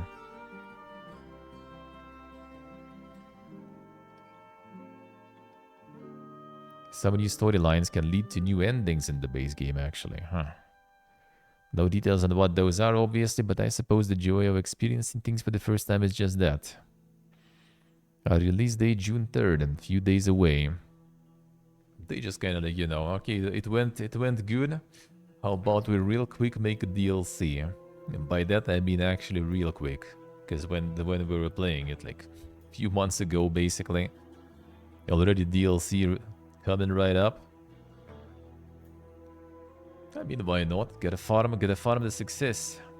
It'll be interesting to see how that will go, because like I assume a lot of people play that Titanfall on the Game Pass. That's what I did, for example. So how many of them will be actually getting the DLC and everything?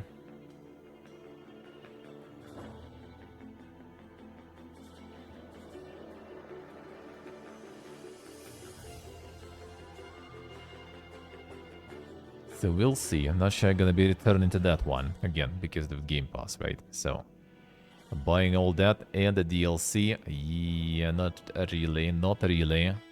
Buying DLC and the sub is Gigawhack. Alright, let's see. Well, I'm not gonna get the Microsoft numbers anyway, right? It's more about the Steam stuff. We'll see. How was it actually going on Steam? It was going alright, but like the numbers approximately kinda. How was that? I mean, you know, kinda not that bad. Let's see how the DLC will go.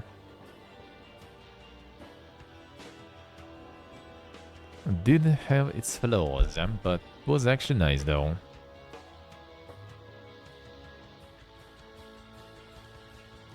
Ammo limitation versus the world respawning enemies.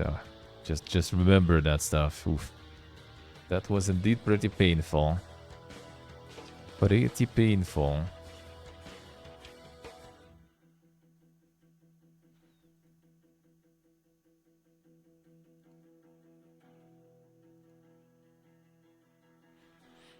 Oh, there you go, Sok. Complete the demo now. The dispatch got the demo. Can check the demo for this one. And the superhero workplace comedy. Their choices actually matter. Yeah, I got the demo now. Not exactly my cup of tea, but it's nice. Demo's good. New Titanfall area could be fun. Well, I mean, yeah, it's just one. The island looks like. Wonder how big, but I assume probably kind of like their standard size for all of those areas, right? Probably. That would make sense.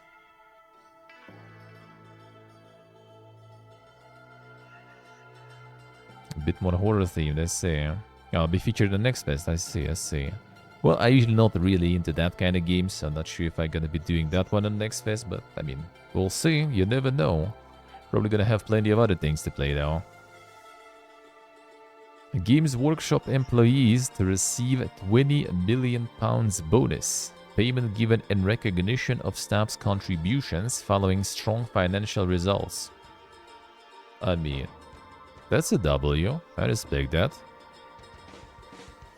And the UK tabletop games company reported that core revenue was up 13% year-on-year to £560 million for the 52 weeks ended June 1st, 2025. As for its core profit, this increased 20% year-on-year to £210 million. The full results will be published in its upcoming 2025 annual report due to publication on July 29th. The bonus will be paid in cash on an equal basis to each member of staff in recognition of its staff's contributions to these results. Last year, staff were given £18 million bonus. It also estimated that there are around 1,500 staff at the company. Company's Nottingham headquarters, meaning each employee may receive an estimated of £13,333. Dude, that's a nice bonus every year, huh? I wouldn't mind. That sounds good. Distributing 20 millions of employees. The only in Zoom. Uzbekistan Zoom, man. That I could kinda at least somewhat, you know, I guess. Even that probably not exactly. That would be how much? 20 million Zoom. That would be like, so like $100 is basically 1,300,000. So yeah, that would be that would be not really that much. Still quite a lot actually, yeah. Can't afford even that, man. Even in Uzbekistan, Zoom, I can't afford 20 mil. That would be a bunch of savings there. Different soundtrack. Let's go. Let's go. That could be the CEO bonus, yeah. Think of the executives. The poor guy. Poor guy probably need to, you know, need to drive his own car with no drivers and stuff. Not a helicopter or something. Never lucky. Never lucky. Soundtrack, why you stop? There we go. Keep going. Keep going. That's nice. No layoffs, you know. Making profits, paying profits to the employees. That would be good, huh? 13k does sound kind of like a lot. Even though not so sure. Not so sure about the prices there and everything, you know. In some places, maybe this per year is not like that crazy. But, I mean, in absolute numbers, that does seem pretty nice.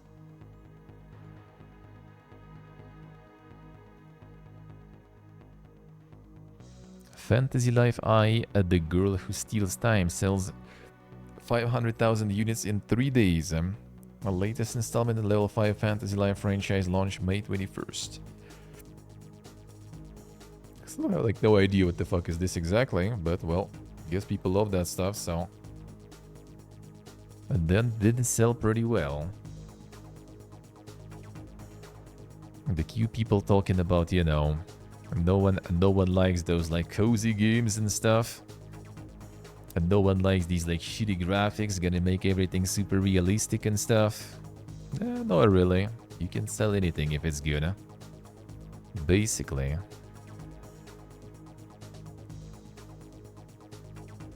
Sector Unknown Prologue. Prologue, a free demo of the story-rich isometric RPG Sector Unknown. I think we saw this one before. Start on the desolate planet of Baku. Establish a stronghold, ally with or dominate local factions. Combat a tyrannical organization set on ruthlessly exploiting the sector's resources and inhabitants. There it is. The prologue now. 97% positive. That's some good RPGing. Another one to Hello's list then. Is missing all the bangers today. More space shit. More space slope. As it would be kind of more trendy to say.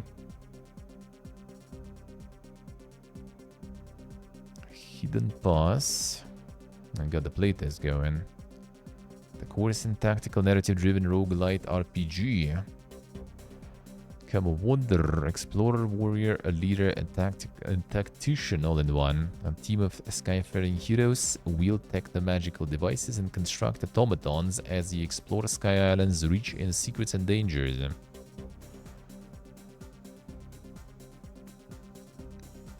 Yes, you're right, I say. A lot of stuff can't buy. Yeah, that is very unfortunate, man. Is it only on Steam? Or is it like GOG and other stores also got that shit forced on them already? I assume it's just a question of time. I assume. Already everywhere? Or on the Steam? On the Steam so far. Well, it's time to get your library of like, you know, boomer games on GOG then or something. Common German ale. I mean, overall, I think it's not a bad thing, really, you know, to kind of like, well, guys, how about you get like the rating for things? Seems reasonable to me. Can't you just set VPN to another European country? Indeed, and for that, you can use Surfshark VPN using my code to get the bonus 4 months for it, and that will allow you to get it from some other place. See? Easy. Perfect. Got the bin. I would need to change the Steam location. Steam doesn't allow freely to change the one to another. You can. I don't know how it works in Europe, actually, though. Because you guys kind of, you know, have...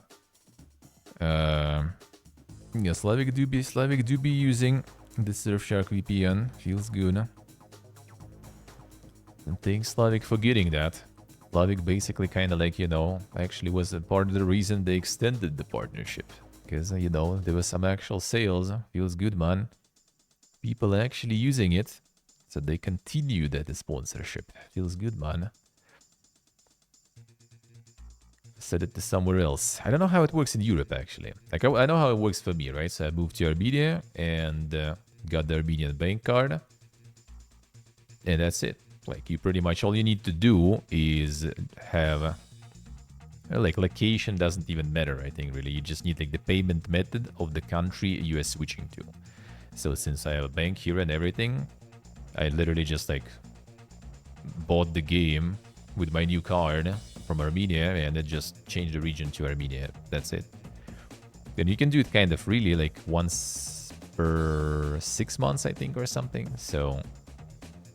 it ain't like that hard, but, you know, it should be legit. Just like VPN or something, not gonna work. And they kind of also a little more paranoid, I guess, about this stuff. So if you try to abuse it just to get like better prices or something, there are chances that it's gonna be like kind of not really working that well. Like in my case, it was the other way around. Like I'm actually switched to region that is actually more expensive than the one I had. But yeah, at least this one doesn't have some restrictions and stuff, and I can get all the games. Buy third-party activate on German account. I think so, except I remember someone said some games that are not allowed you still can't activate. But I think if it's gonna be locked just because of the age rating, you probably still should be able to, in my opinion. Should be.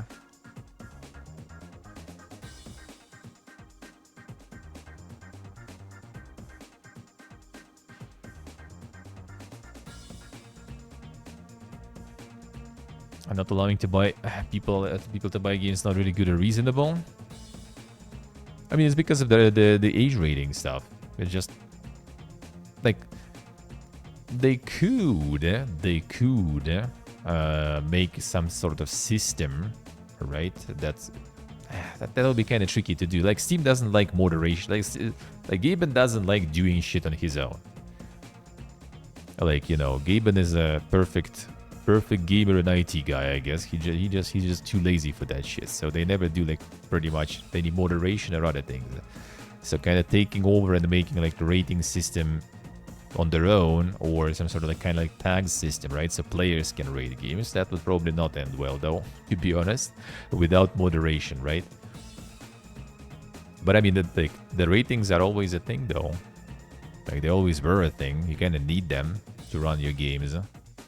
It's just kind of like weird. Why didn't they kind of like adapt the old ratings into the new like German one? Right? Because probably all those old games already have some sort of like PPG or like ESRB or something. They could just kind of like convert it into the new, you know, rating for Germany, and that's it. But I guess for that, developers need to do stuff, and obviously for old games, developers already like maybe potentially gone completely, so they don't do it. Like, overall rating system is a good thing. Like, don't see anything bad with that, really.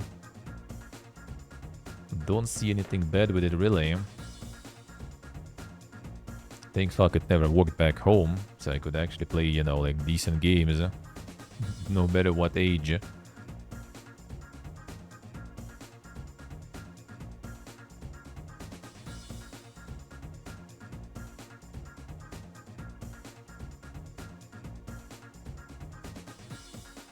Zero age, I say.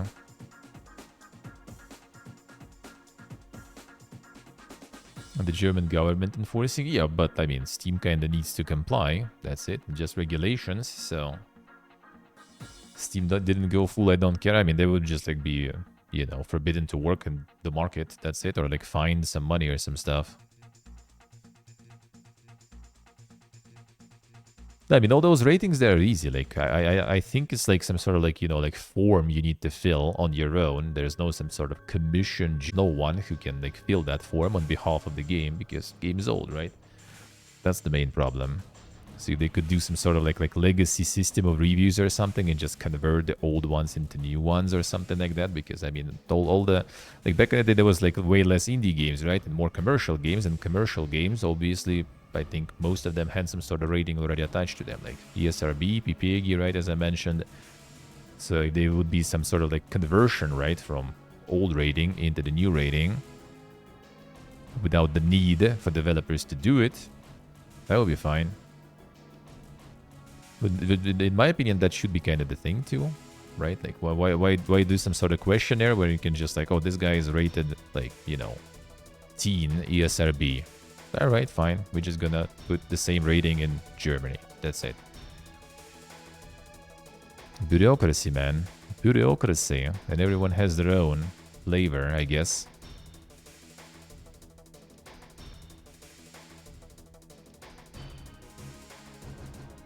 A successor, a roguelite adventure in which you lead a lord and heroes to conquer fractured kingdoms in real time with pause tactical combat reinvented. Create campaigns and revel secrets, earn rewards, and expand your miniature universe. It's already out. Damn, 6 reviews, huh? And some sort of the hidden gems there. And you, hello. Yeah, indie games is probably in the way worse space because they probably don't have those, you know, all the legacy ratings, right? Like ESRB and all that stuff. They probably didn't go through that rating system whatsoever, so you can't convert anything there. With the successor, yeah. Oof, 22. Well, I mean, I can kind of see why there's only 6 reviews, man. When you sell something out of nowhere in early access for 22 euro on release, on early access release, people probably, you know, are a little kind of cautious about that.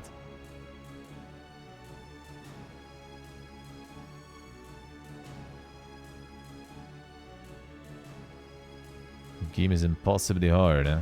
No progression if you die has potential, but it's still bogged down and being extremely difficult. Yeah, no meta progression, I assume.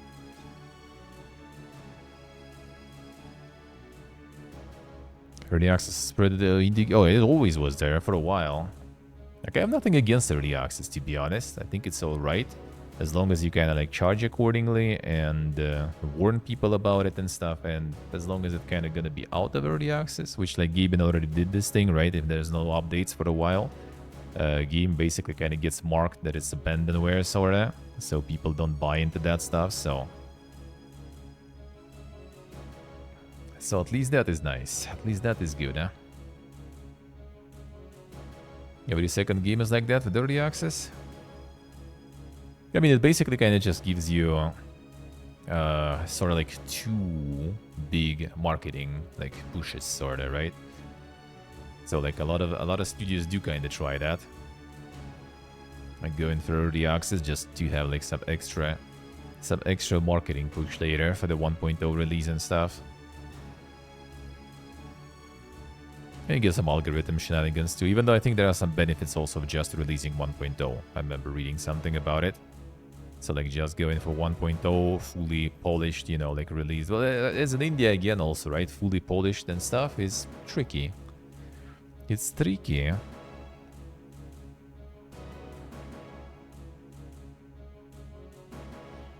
Fixing this Thursday one. Nice, nice. Free to wait the full release. Yeah, true. And sometimes nowadays, like, I kind of like it sometimes, you know, that you can just buy the early access version with pretty good, like, price. Because on 1.0, it's gonna get more expensive and stuff. So, like, you don't need, like the Avalon game, for example, right? Like, I played it a little bit in early access. Put it on the shelf. Now it's 1.0. I can return.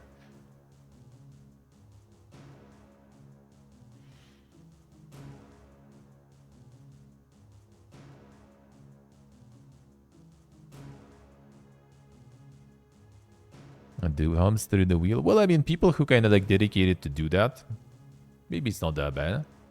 If they find something, some game that they're passionate about to kind of like go through the whole period, you know, give the feedback and stuff. It's nice because like for indie, there is no like way really to do that. Like you can like, who's gonna be your playtester if you're making something? And who's gonna playtest Steve's game, for example? Like, can ask in chat. There will be some people probably, but not everyone even like, you know, has the chat like that or something. Now everyone can just like go like, I don't know, ask your mom or something to playtest the game for you or some shit, you know. So for some people, I guess that's kind of the way to like start, you know, building some sort of like little community about it, get some like playtesting going, get some feedback going. Is making one? Yeah, well, I mean, kind of like, I guess, fucking around in Unity more, I guess you could say. But still, making something. Making something at least. Think early access minority of games in Dreammoda? Really? Steam algorithm shames early access. Well, I mean, I did read that there's the benefits to both approaches. Like basically, like full release, if you have something that it deserves full release, is good because you just kind of like get one good push for the algorithm. But technically, early access is kind of not a bad like strat also for releasing. It's kind of like any release first. Like you basically have a one release, a full release, right? There's gonna be one like push in the algorithm. It will be a strong push though.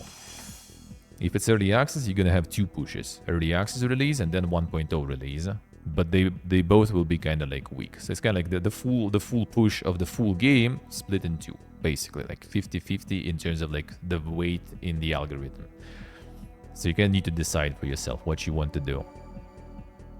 Quite often I see nowadays it's kind of like you release an early access, like as an indie, for example. Well, mostly, right? In that situation, you release an early access, gauge the interest, right? See how much people enjoy the game, how many reviews and stuff, where the reviews go, get the feedback, try to do some updates, see the dynamics, right? Like, does it change things? Does it change reviews? Doesn't bring new players or something? If it does, you can keep working in early access, right? Quite often, sadly, it doesn't. So they just kind of like, you know, like push a couple of patches. There's no change. Game's still not performing well. And they just go into 1.0, like, you know, like 3 months, 6 months in. 1.0, try to do again another push, right? If it works, good. Can keep updating. If it doesn't work, well, just ditch it, move on to the next one or something. Or like, you know, go back to the corporate work or some stuff. That's kind of how it goes sometimes. Early access is an indie thing to begin with. Yeah, I mean, it was still a Steam Greenlight back in the day, right? Like, sorta. It was pretty much indie because obviously, no, like AAA was using Greenlight.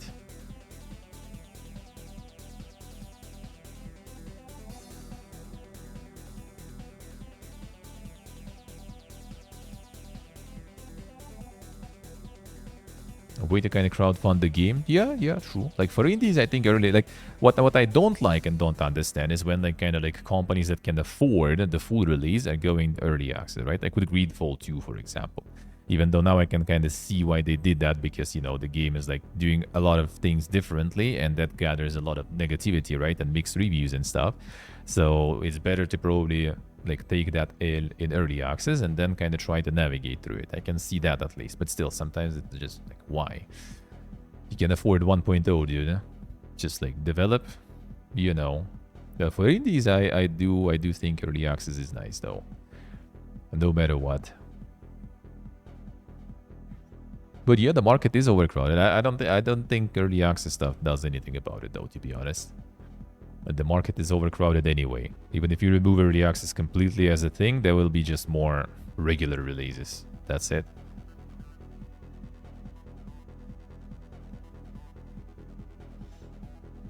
Now as for the Wicked bounce back, well, I mean, yeah, there was a little bit of fiesta. That was kind of like last week, right?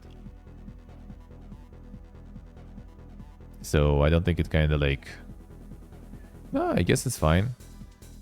He went and like mixed there some stuff and now it's back, I guess. They just reversed the patch or something. The hotfix, no, wait, that's already a long time ago. There was something that basically got them to farm some negativity, but then it was fine.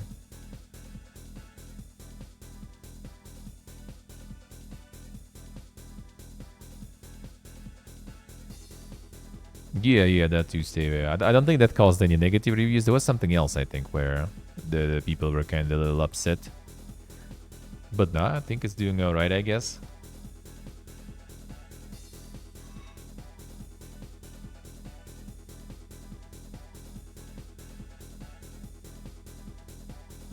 Barely see any full releases of early access games. No, I think there's a decent amount, actually. I think you usually get some. Like, maybe not that many, but you get some. You get some. Was there something today, actually? I don't remember. Like Old Sparks, for example. Yeah, this one is out of early access now. There was something else, too. No, maybe none of those. Or actually, nah, probably full release, right? Oh, no, that's also another 1.0 release. So like, there's always at least like a couple of games that get like on popular trending.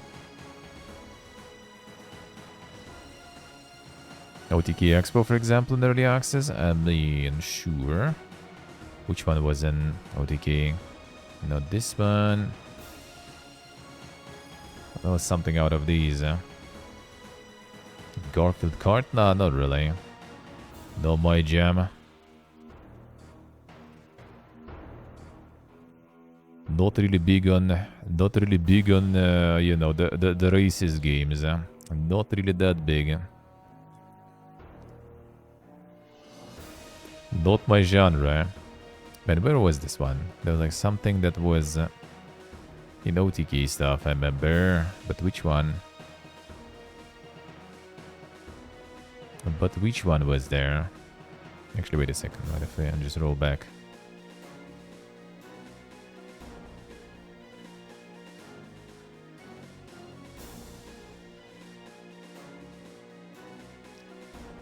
Where was it? 3. Day for fishing, I think was a different one. No, it was different showcase, I think they show, right? Like, there was like one game, not even one, there was multiple games that were showing it, and now I don't see it anymore. Ulpipiega, man.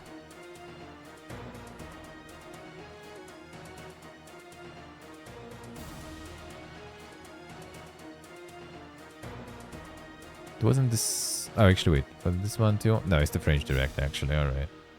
That's another one. That's another one. Like, where you can even get here, for example, those, like, showcases on Steam nowadays. How do I find the OTK thing unless going, like, for direct link? Like, where you find it here?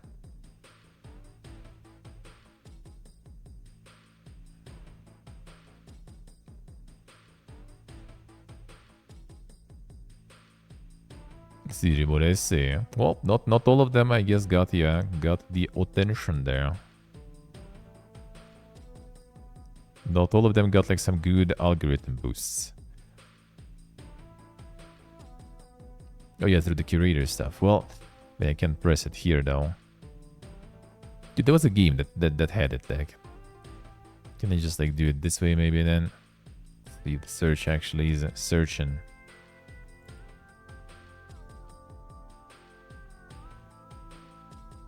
OTK games, and that ain't it for sure. That ain't it for sure. Steam algorithm just bad. That could be. Spellbound.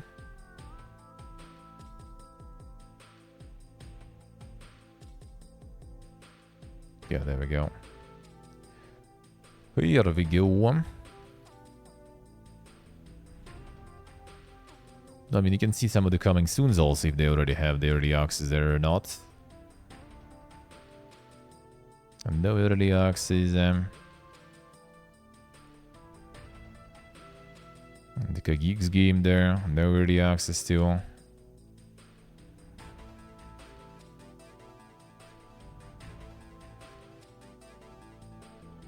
No early access. Some of those could change though, closer to release. You never know. You never know.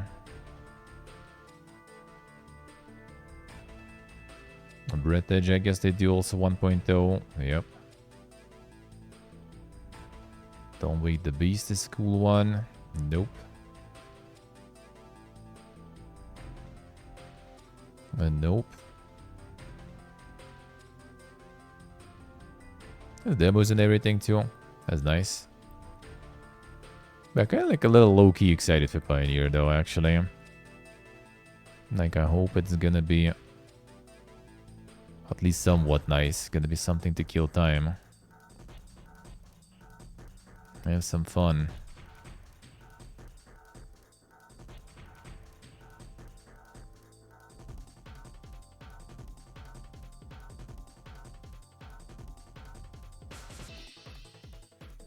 So yeah, kind of like not exactly. Maybe something like this, for example, already, which is already out. All right, this one is already out. No early access to Splody was out already a while ago, actually.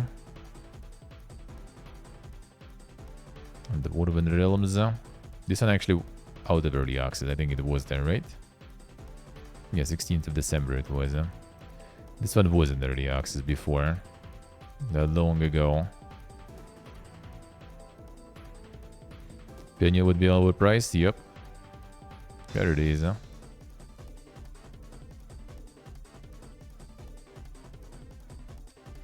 These demo gauge interest instead of early access.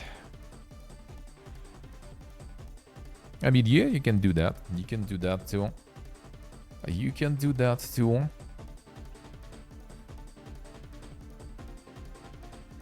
Yeah, like early access in general for like indies especially is like just sort of tool to start like building up some sort of community and everything. Yes, what did I say?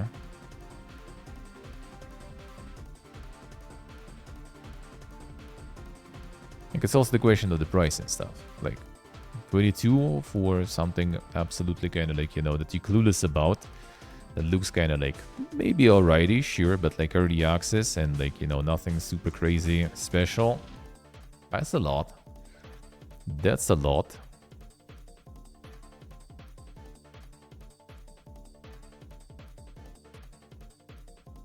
Cloud Obscure Expedition 33 hits 3.3 billion sales and 33 days after release. Couldn't make that up, said developer Sendful Games. There it is. DB farming.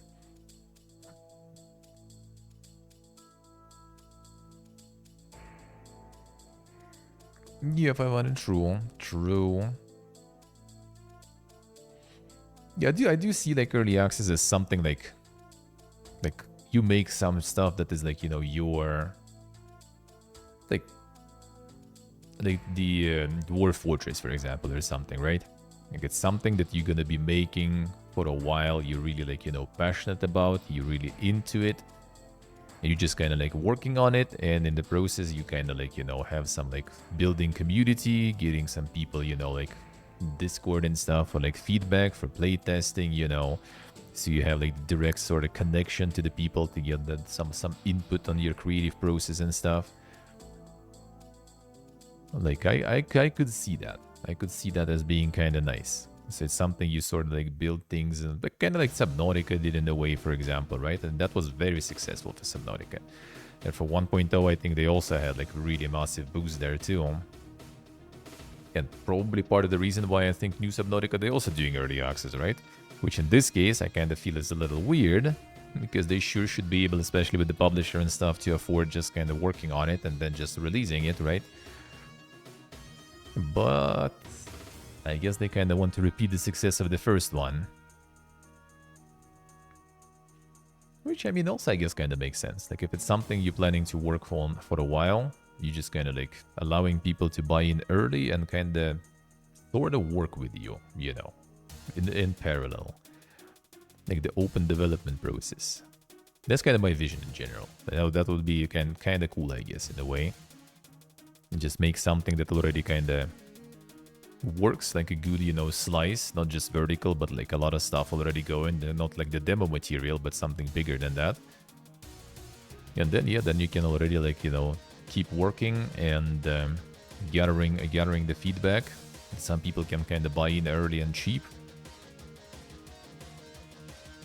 It could be like, it could have like, you know, a bit different effect. You just release in early access, right? And there is like nothing happening. Like no one fucking buying it. No one is interested to give you any feedback, to play your shit, and they don't really care about it. But the thing is, if you would release it in 1.0, it could happen exactly the same way anyway. So that's the main thing. You never know. You can just like, you know, like shit out some little, you know, open world survival craft that is clearly absolutely like ripping off like, you know, like the Rust UI as usual and a bunch of other things. It's making some wood with your fists and stuff. And you'll have like a shitload of people like, you know, flocking to play that. Or you can make some sort of insane, you know, concept art house game that no one like in 1.0 fully polished, you know, play tested. Invested money to get some playtesters and stuff, right? And like, and no one fucking plays that stuff. They easily can happen. You never fucking know.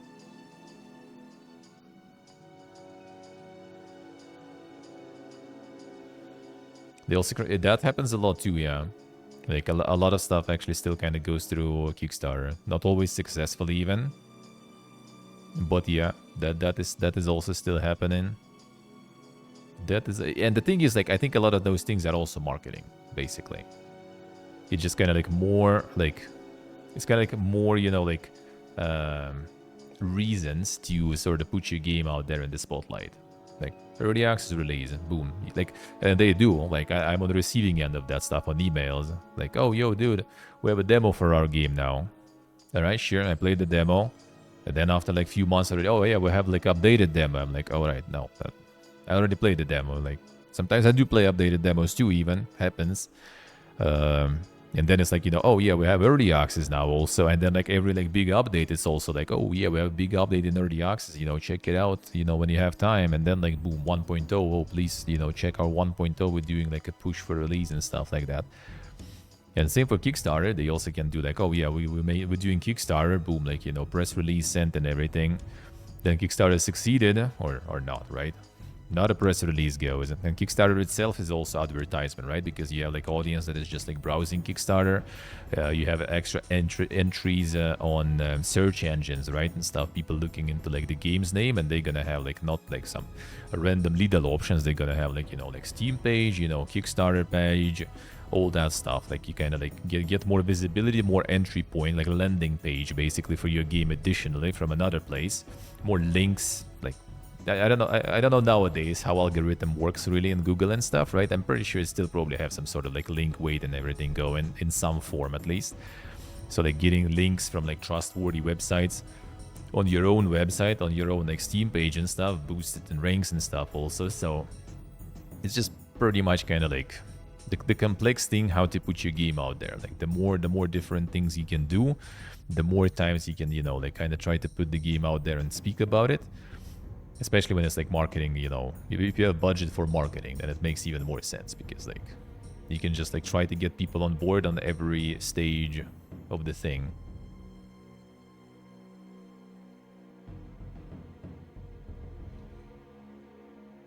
Student graduate project, but apparently you can crowdfund that, I see.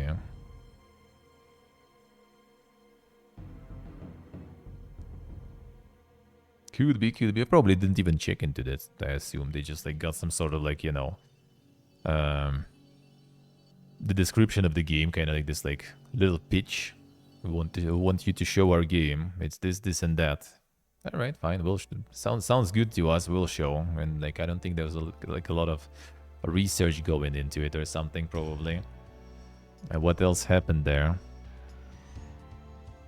But yeah, nowadays you do really need like every single opportunity to put your game yourself out there is like, well, in any creative industry, in any like content creation, you know, creation of anything, you kind of need to.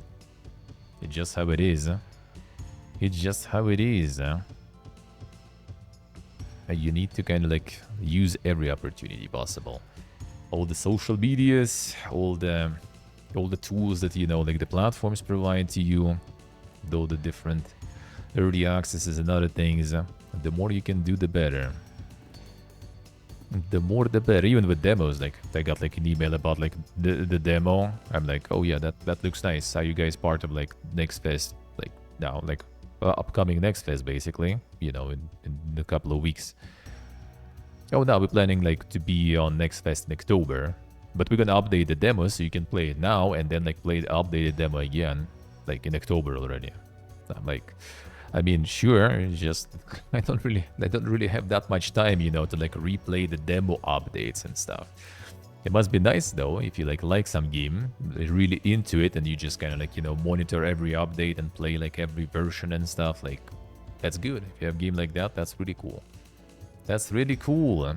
I nowadays just kind of want to play so many games that I can't really stick around with some games for that long, really. It must be really nice to monitor, like, for example, like, what was the name? What was the name? I was just thinking about it, and now I forgot. Yeah, Death Rush. And this one already for a while, yeah, in early access. It looks like recently someone is probably molding about it, I guess. And the March new update. And people demolding.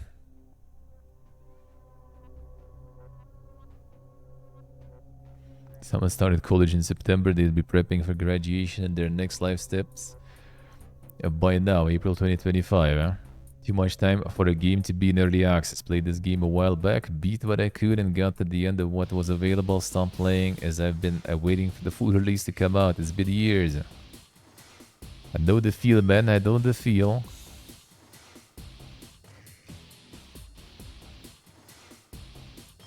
That's the thing. A lot of indie shows are not exactly indie shows, I guess. Let's put it that way. Like pitching, for example, like Ultan pitched his game to OTK Expo and stuff. Well, guess what? It wasn't there.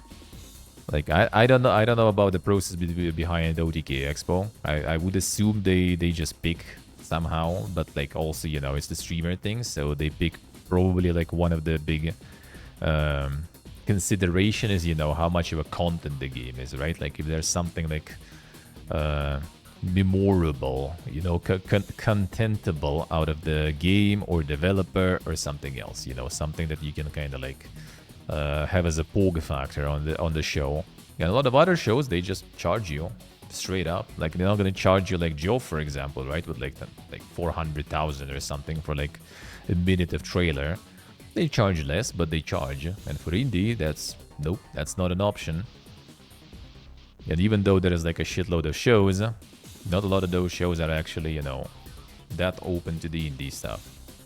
They will pick some, for sure. Even Job like has some indies sometimes, you know, like probably like cut like, you know, like 10-minute segment. Yeah, let's put some like really cool indies there for free just because, you know, it's content also. So, and we kind of get some brownie points that we did something nice. Yeah, the only ones I think like are really free is like the 6-1 indie that we watched, right? But I have a feeling that, like, you know, as soon as they get, like, more traction, they're just gonna get swamped in games. If they will keep, kind of, like, you know, still doing it for free and just digging through all the games and stuff, that will be really cool. Like, props to them. But that means also, like, a lot of games not gonna get, like, showcased because it's so much. I mean, even, like, for Next Fest, like, I posted a tweet, you know, yo, guys, I'm, like, doing Next Fest demos. Like, send me your stuff, I will consider and shit. And then I have already, like, Next Fest didn't even start, I didn't even tweet anything. My email is, like, already full of that stuff. And, like, you can't. It's physically impossible to highlight everything. It's just too much stuff. So it is really hard to do. Not to mention, which one was the game? Kind of recently, actually. That was, like, an older show for a while. And then, like, seemingly kind of didn't do that well on release. Like, it was something like a couple of weeks ago, I think. We noticed on Steam, like, released or something, and it was just kind of, like, flat, sorta. But I forgot. It was something that got, like, on every show. It was, like, for, like, a year or two. On every show they've been. And then release, and it's just kind of, like, poof. Well, you can actually ask Ultana, but, like, if Ultana would be around, he probably would give you a lot of examples because he's, like, monitoring all those releases. And there is a lot of stuff that goes, like, a lot of marketing, a lot of, like, you know, push for content creators, for shows and stuff. And then they, on release, just completely, like, go zero. It's like a lot of showcases and stuff are also kind of like, you can get the eyes on your project at least, that's for sure. That's something. Better than nothing, at least.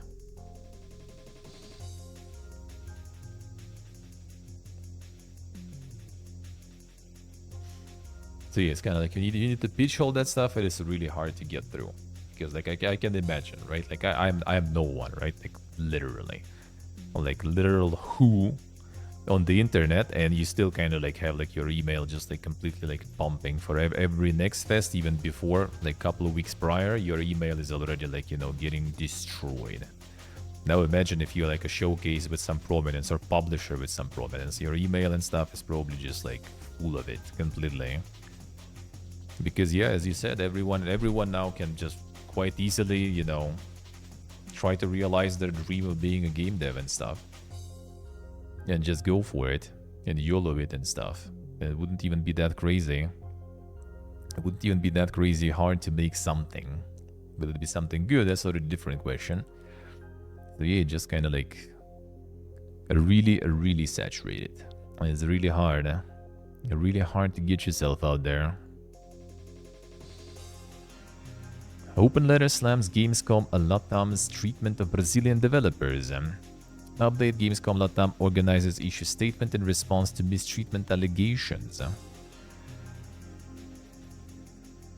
Allegations from over 250 Brazilian developers. What was the original stuff there? Slam supported the recent Gamescom Latam conference, raising concerns over the treatment that Brazilian developers received at the event. Exhibitors in the Panorama Brazil section say they were particularly poorly treated, including being expected to be at their booths for 12 hours a day with penalties for leaving the booth, which the signatories deemed completely unfeasible. Events around the world promote and support independent developers from their own countries. Helping small developers who are often showcasing their first game is the first step towards building a healthy industry from the ground up. In Brazil, several events already fulfill this role. Even events abroad recognize and support Brazilian developers through incentives. However, it is felt that Gamescom still has much to improve in this regard. Complaints include exorbitantly priced booths. Well, I mean, like, basically just kind of continues what we were talking about right now, right? High fees for TV rentals, a lack of staff to assist developers charging for power strip rentals, a lack of support for food and transportation, absence of chairs and resting areas, all of which is called inadequate for the current standard of national and international events that position themselves as promoters of the local industry. Harms precisely those who most need the support, such as exhibitors in the Panorama Brazil section. The situation becomes even more pronounced when compared to the treatment given to some of the international guests, whose travel and accommodation are often covered, along with other incentives. Alright, so what did they get in the answer there? Acknowledge the issues raised, specify that participation is entirely voluntary and subject to prior acceptance of the terms and conditions which are transparently disclosed and clarified before any commitment is made. A BIG festival project and the Brazil Panorama area specifically. Brazil Panorama, there are optional paid services available for those who wish to enhance their participation. This year, however, clearer guidelines were implemented regarding the occupation of demo stations in order to avoid them being empty as seen in the last edition of the event, aiming to optimize visitor experience.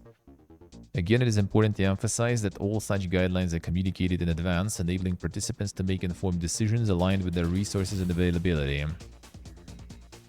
Clarify that both initiatives are offered free of charge to select games. These included donation of floor space, free provision of structure and furniture, in the case of a BIG festival, also computers and TVs, support from event staff, access credentials, business area access, financial assistance for participants outside São Paulo state. Organizers also corrected a factual inaccuracy regarding public funding stated in open letter. Financial support provided by the city of São Paulo to the event was 1 billion reals, as previously disclosed. Figure of 22 million mentioned in the correspondence refers to the total projected production budget for Gamescom Latam 2025 as of January this year. This amount encompasses expenses related to production, content creation, marketing, venue rental, staffing, accreditation, and other operational activities. Statement concluded, the Gamescom Latam team is always attentive to feedback from the community, remains open to dialogue with those interested in working towards the development of gaming industry in Brazil and Latin America. Mission always been and continues to be our core priority. We must say that cost money with the gifty. Thank you, sir. Thank you. Welcome back to the dungeon, Johnny. Thank you, sir. Thank you, guys. Thank you. You don't like it, Faku? He literally just like says that, basically. You guys knew it beforehand, so you don't like it, just don't sign up. And I mean, in a way, they kind of not false there, you know. It's sad, but that's exactly what is there.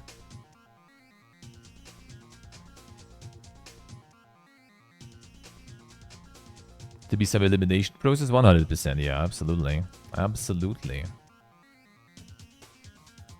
I feel like the only way you can actually kind of like have some sort of like free sort of showcases for the indie games and stuff is if you can like really go full niche mode. Kind of like Wholesome Direct and stuff, right? For example. And I do think still that Wholesome Direct probably is not that simple in that sense because there is a lot of cozy stuff go into nowadays, especially. So I would assume, and they also part of Jove's stuff, right? Like Jove also officially promotes them. So I would assume they might also have some sort of like fees and everything there. Also known as my, well, there are showcases that don't really, like even OTK, for example. Yeah, there are some like games that you can clearly see that they didn't have the budget to like get some sort of like paid slots and stuff there. But yeah, there is, as I said, there is probably a shitload they have every year.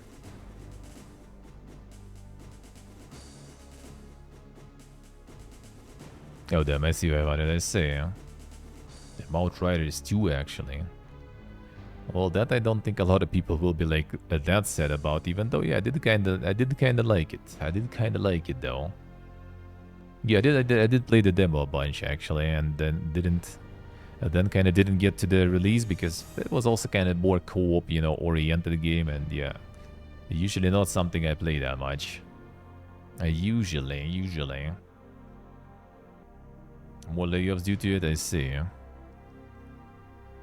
So yeah, like money for some events, 100%. But yeah, not everyone has it. Not all the events are like, you know, even going for. I mean, they probably still have some like paid slots. Like, you know, like kind of like with me also, right? Like, the email's overwhelmed and everything. But if there's gonna be, you know, like, you know, paid opportunity, all right, you have my attention. You know, you have the priority because I mean, yeah, you pay for it. It is what it is, man. Like. It's hard to put the priorities, and you know sometimes you can like increase the weight of your application, you know, by adding a little bit of an incentive to it. Sure. Pretty sure they probably operate on the same basis. When they take stuff that pays, and then when, you know, those are done, they already go for, all right, now we kind of can pick already, you know, other stuff. And there goes, like, I don't know, I guess it depends on the showcase. Like, some showcases just pick something like maybe interesting. Some showcases pick the mimetic stuff that, you know, kind of worth the content to show and stuff. Hard to say. Hard to say. Let's see, what did I say?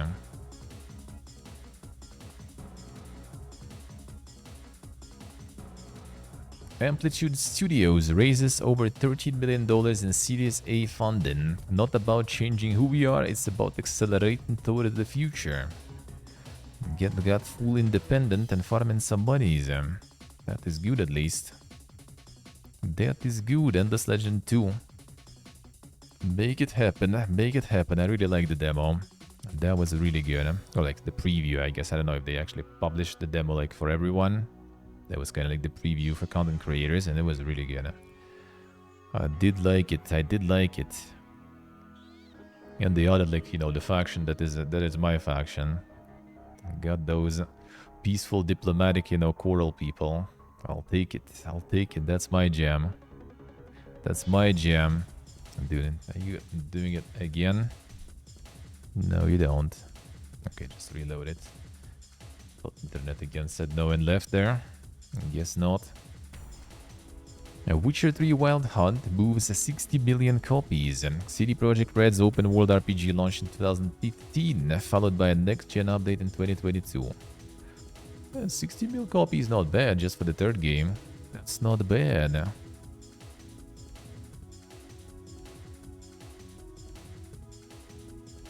Yes, you should say. The big Claire Obscure Expedition 33 interview. Sandfall and Kepler on team size. Return of AA games and what's next. Let's see. Let's see. Is it like the actual interviewer or what? Okay, I guess. Doesn't seem like the interview format really here. That's the problem.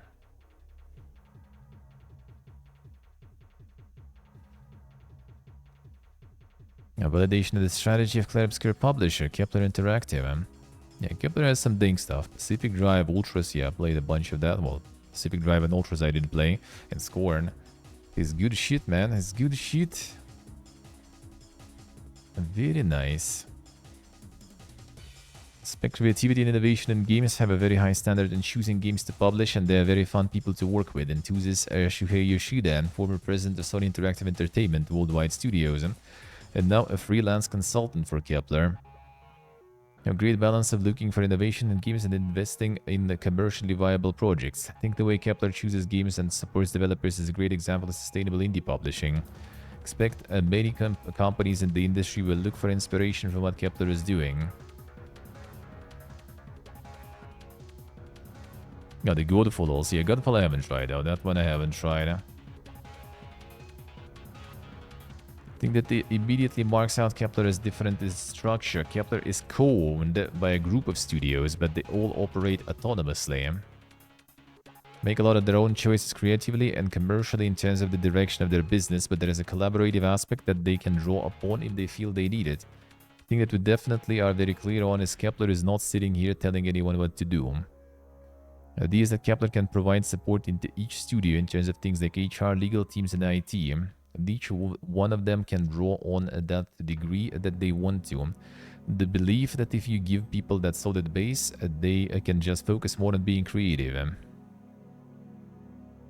The plan was always for Kepler to become a third-party publisher. He continues, so in addition to publishing games from its own studios, since 2024, Kepler has started releasing games from outside developers. Pacific Drive, Claire Obscure, a newly signed PVKK from Bipin Bits, creators of Dome Keeper. To go forward, what we really hope is that people can spot a Kepler game. CEO Alexis Garavarian previously emphasized the publisher champions games with a bold art direction and innovative game design. Avoid familiar influences like Star Wars and superheroes. Hunter Hunt says this is the essentially in today's market. I remember writing about Steam being overcrowded for gaming industry biz 10 years ago and saying, oh, there's too many games. And well, there's 5 times more games being released now, so if you are coming to market with a game, it had better be doing something genuinely fresh. Yep. Totally what Activision is doing every year with Call of Duty. And making billions with that. Kepler definitely isn't doing a change in trends, which Hadrahan says is a dangerous strategy. Gives the example of Bellatra imitators. If you're making something hot on the heels of that, by the time you get to market, there'll probably be 150 other alternatives. Can't help thinking too of the expensive failure of Concord at PlayStation, which proved to be one hero shooter too many.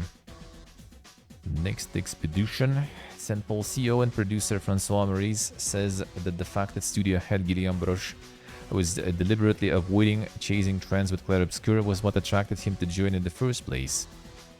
He was immediately on board with Broche's passion for revitalizing the kind of flashy 3D turn-based JRPGs that had long gone out of fashion. That passion came first, the strategy came later. A bit after, when we tried to rationalize that yearning he has for this kind of game, we realized that it wasn't addressed as much in the market and maybe there was a place for it. The end result went beyond their wildest dreams, and game had success to an extent that we didn't imagine. We smashed our forecast pretty fast. JRPGs went out of fashion when? Yeah, not sure. Well, I mean, maybe 3Ds like this, but still not so sure. Well, I guess there's not that many. Like, the main ones were like, you know, like the Final Fantasy and stuff, and they, you know, sort of switched the direction completely. And like JRPGs with the actual like 3D characters and stuff like that. Like most of the ones that are kind of like, you know, like popular and loud, they are like some sort of, you know, RPG Maker stuff, right? Some 2.5D, right? Like Octopath and stuff like that. And it's kind of it, though, I think. Persona and stuff also, you know, but that's also not fully 3D stuff, I guess. Let's see, let's see. It's pretty on point. I think, like, I mean, I did really like it. I did really like it. It was really good. I still not a huge fan of the QTE shit. I'm still not sold on those mechanics in JRPGs in general. Nope, I'm not a big enjoyer. My turn-based should be turn-based, you know. Like I want to kind of chill while playing that stuff instead of trying to like catch some rhythms or other things. So I'm not that big of a fan of that part, but that was alright still. I still did enjoy it somewhat, and like that part, right? The overall game I really did enjoy though. The QTE part I still kind of, alright, fine, I'll take it. It was nice to not want more of that. That probably is exactly that. That is probably what I feel about it too. Like it was nice, but like yeah, like that particular type of combat and stuff I don't want anymore. Probably part of the reason. Well, part of the reason is because my playthrough kind of was stretched, right? Because of the move and everything, right? I just kind of like ended up like having like long breaks with the game, and I just kind of already lost streams. I was just like, you know, gonna be doing like all the side things. Like initially when I was playing, I was kind of like really into it, and it was like I'm gonna do all of it. But like the longer the playthrough was going, the more I already was like JRPG in general have this like fatigue, right? Sort of when you kind of like having encounters and everything kind of more or less goes the same way, and you do it again and again and again. This one wasn't grindy really in terms of encounters, right? Like you don't need to redo them really that much, like unless you really want to. You can avoid that sort of. But still, like this type of combat and everything, it started to kind of like grind on me, I guess. So like I was in the end already like, all right, let's just go for the finale and stuff.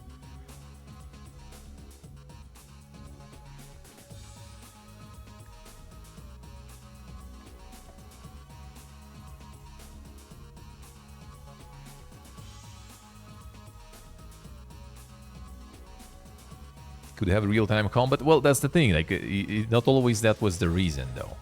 Like, specifically in the latest Final Fantasies, they did actually say, like, the reasons why they're moving, you know, from turn-based. So, like, it's not because of technologies and stuff. They actually, like, pretty much, like, I think it was 16, right? The Yoshi P said that they pretty much just kind of, like, you know, your time is over, old man, you know, we're just going for the new audiences and stuff. They want something new, basically. That's it. That's it. It's like a quote exactly, even. Like, I don't remember it exactly, but there were some dang quotes there going, pretty much. That was specifically the reason they went there. Like, it was conscious decision. Basically, kind of in the style of Electronic Arts, you know, turn-based is dead, so that's it.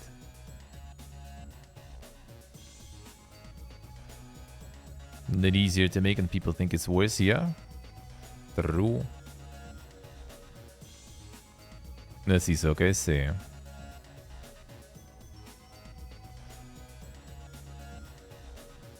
Too many managers and stuff? Yeah, true, true.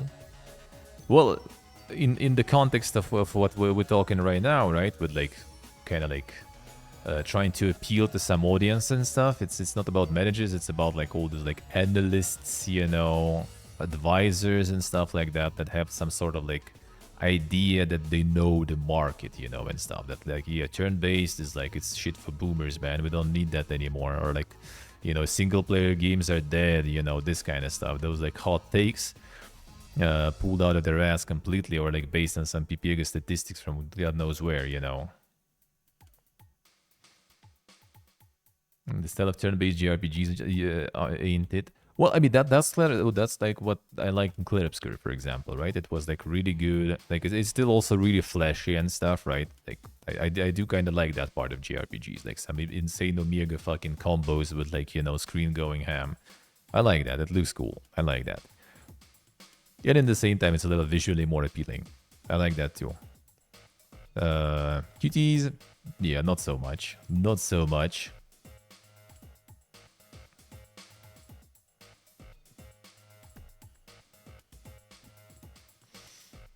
But yeah, like they specifically going for like, yeah, this description. So like 3D turn-based JRPGs that had long gone out of fashion. But the thing is, like, which ones were actually like flashy 3D turn-based JRPGs like that were long gone released? Like which ones? Like Persona, I guess, in a way. Like would you consider it kind of like 3D that way? Kind of, maybe, I guess. I guess like Shin Megami Tensei and stuff too, like even more 3D, right? Like it's not even like stylized that much. It's kind of like full 3D and stuff. So story, characters, and music, yeah, I think so. I mean that's the thing. Like when people, you know, like when they were showing like the trailers and stuff, right? People already were hyped. Like everyone was hyped on the stage where they just showed the trailer and said that it's gonna be like, you know, turn-based JRPG. Like they didn't show gameplay, I think, on the initial announcement, just the premise, and that was already cool. People already liked that, and when they heard actually like turn-based, you know, JRPG, that was cool. When they show combat and everything, I don't actually even remember about the QTEs. Like, maybe I didn't pay attention, maybe that wasn't exactly shown that much, maybe I missed it. I don't remember actually, in terms of gameplay. But then I played the preview. I see for content creators, I seen that combat and I was kind of like, you know, not my jam. But like in that game, it felt kind of nice, but not always. Like sometimes it was kind of alright. Like when you can like clearly see and time the parry, that felt good. Some attacks were just kind of like, dude, they specifically tried to fuck with you. Like, absolutely.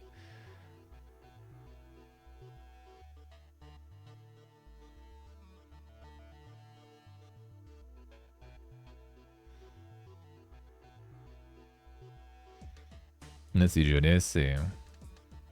Well, and that's the thing, like, a lot of JRPGs are kind of that. Yeah, you have the character portraits and effects and boss PNG. Yeah, that's a lot of them. A lot of, like, dungeon crawlers and stuff are like that too, you know, first-person RPGs, like Might and Magic, for example.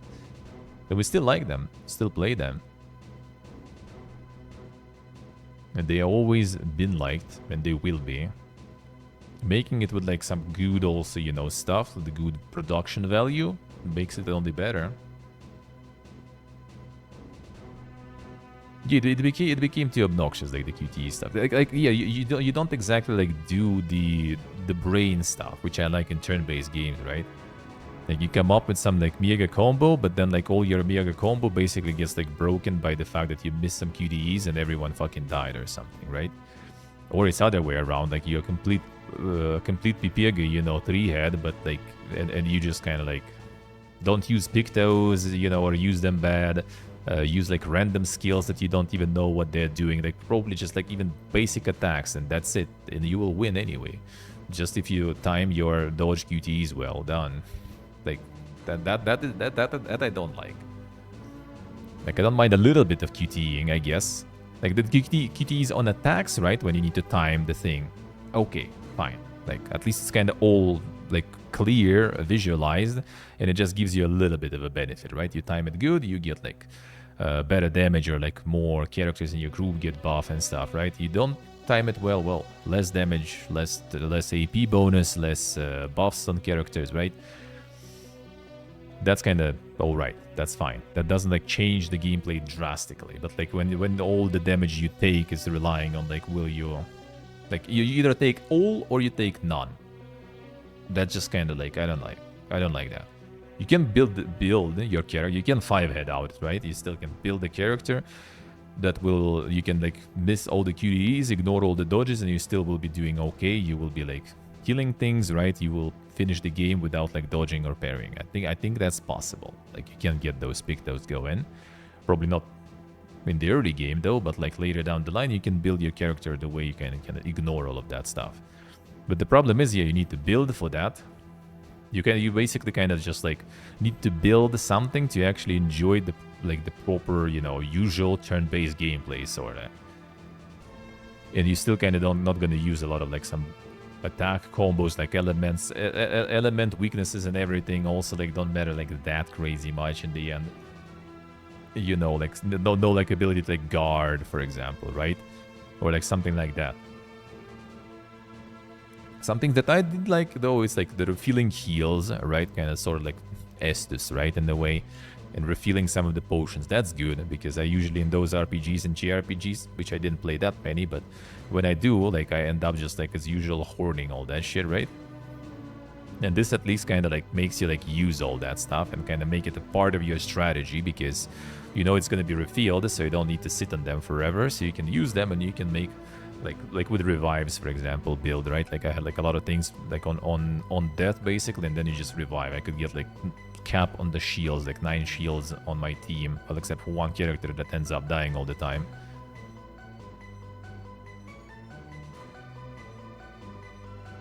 Yes, Yujimori, I see. Nice, Gustamoria, nice. I think it's the showcase that that Steve mentioned before. I remember that one, I think.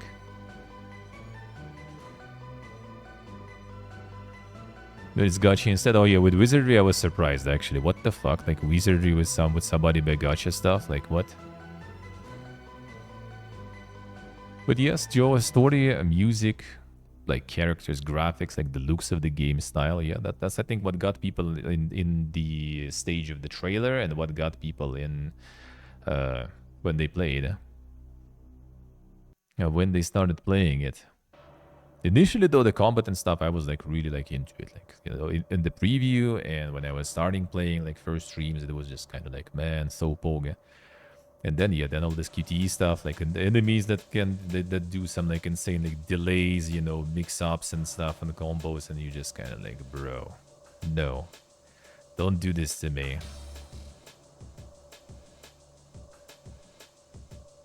Different mechanics for characters, yeah, that is nice. That is nice. That is nice.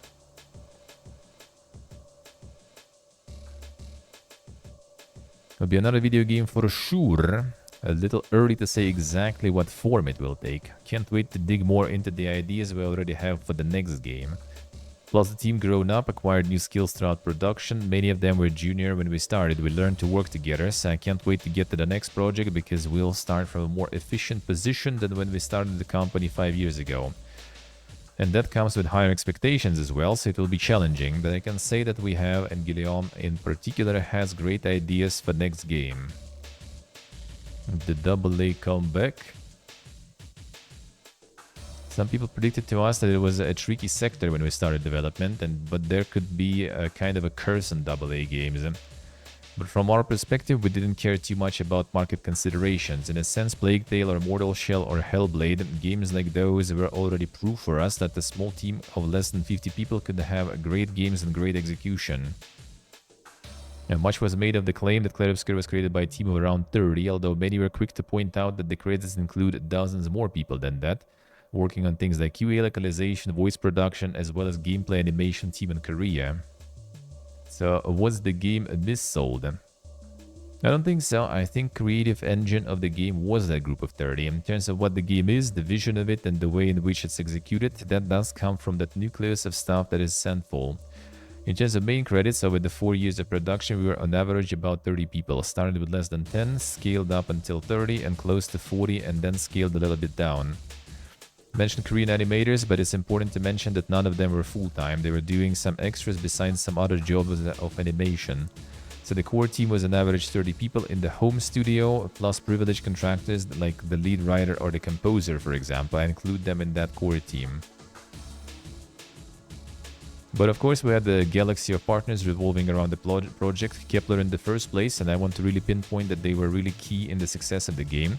Plus some other creative people as well, like musician players, translators, QA testers also. And that definitely extends the team, and I'm super grateful we could work with all those super passionate partners from all over the world.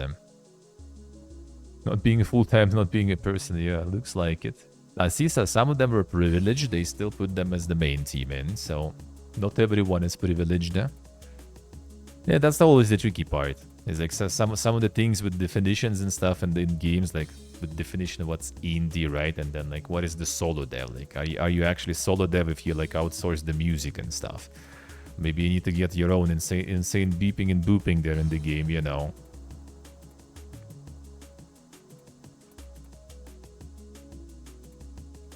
People fixated on this number, but actually the more useful thing that was being said was that this is not a AAA game, right? I can look at those credits and it's still definitely not a AAA game. These kind of games did exist in much greater numbers about 15 years ago, and I think there are some threads that the AAA industry lost as they grew and grew and grew and brought in different ways of monetizing. Have to remember, there was a time when AAA companies were making games like Vanquish, Mirror's Edge, Kane and Lynch, and all of these really cool, interesting, not small games, but much smaller scale games. When you've seen the numbers of releases from AAA publishers dwindle and dwindle and dwindle, now there is an opportunity for teams like Sandfall to come in and give players something that they really have not been given for quite a long time. Which leads us to ask, if Clarobscure can be classed as AAA, how much did it cost exactly? I would say that I've seen a lot of budget estimations that are all higher than the real budget. Everybody's desperate to know what the budget is, and I won't tell them, but I would guarantee if you got 10 people to guess, I think all 10 wouldn't guess the actual figure. I'm sure Mirror's Edge and Vanquish cost more, put it that way. Keeping the team small. For now, our vision would be to stick to a close team working in the same city with less than 50 people on board. Focusing on one project after another and keeping this agility and this creative strength and smartness of a small group of passionate people wanting to do something big. So video games were made for years. The team that made Ocarina of Time or Half-Life 2, I think those are max 60 or 70 people, and that kind of size allows for good decisions and great creativity.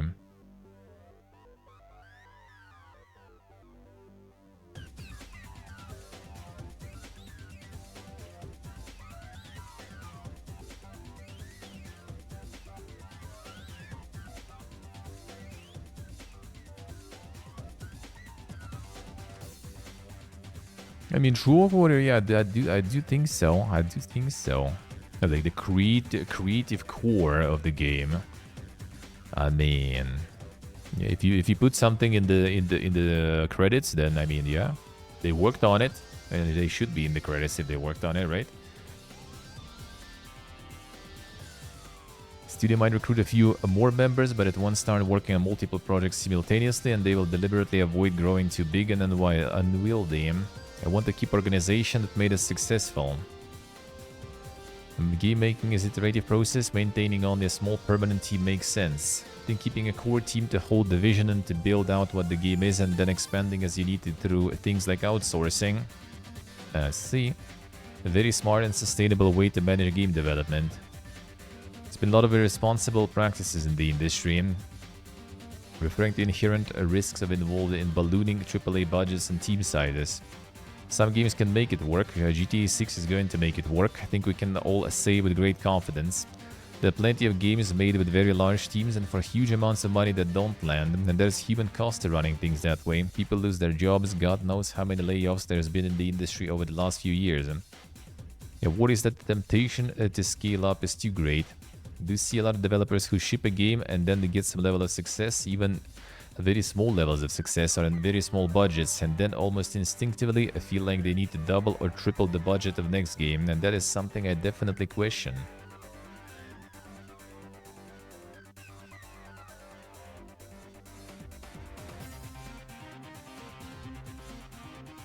Kinda awkward, kinda. Questions to need the need to make games bigger. And things that's great about Expedition 33 is it really respects the player time, gives them plenty to do and gives them plenty of satisfaction, but it isn't arbitrarily 500 hours of gameplay. It's impactful because it's scoped correctly. It doesn't have any sense of bloat or extraneous things that are put there just to make it larger and larger and larger. Brevity should be more of a virtue in gaming. Something can be better by being shorter. Something that's being discussed in film at the moment. Every film seems to be 2.5 hours long. I think most people are like, can they all be a bit shorter, please? Because we have other things to do with our lives. I mean, with movies, I kind of like disagree though. I mean, 2.5 hours, like going over some limit, right? Over the time when you kind of need to take a break watching, right? Like to eat some food, to go to the bathroom and stuff. That is already a little too much, maybe. But like going like too short on movies just because, you know, like let's make movies in TikTok format then, I guess, or something, you know, because we have other things to do with our lives, you know. With games, it's a little like more complicated though, because yeah, some games are just like a lot of padding and stuff. Like movies, not really. Like there's a lot, like even like take the Dune, right? Like they couldn't even like fit everything in one movie. That's why there's two pretty much, right? And for example, on the contrary, Lynch's Dune managed to fit everything in one, but they also kind of skipped on a lot of things because like it's other problem, you know, like they can't really like fit everything in. With games, the problem is they can fit everything and then they decide to fit a bunch of other shit too to make it even bigger, to kind of like justify the price tag on it. That's a problem. That I don't like. That I don't like. Focus Claroscure was always on quality over quantity. The beginning, we wanted to do an intense and short experience. First link estimates of the game were closer to 20 hours for the main quest. I think we ended up closer to 30, even 40 hours if you take a bit of time. As a player, there are so many great games out there that I want to experience, and what's important to me is the level of excitement and fun I get from a game rather than how long it is. True. Questions the link between game length and price. Value that players get from games does not align systematically with the length of the game. For example, one of my favorite games of all time is Inside, which lasts about 2 hours, but it's one of the most polished and intense experiences and even life-changing for some people.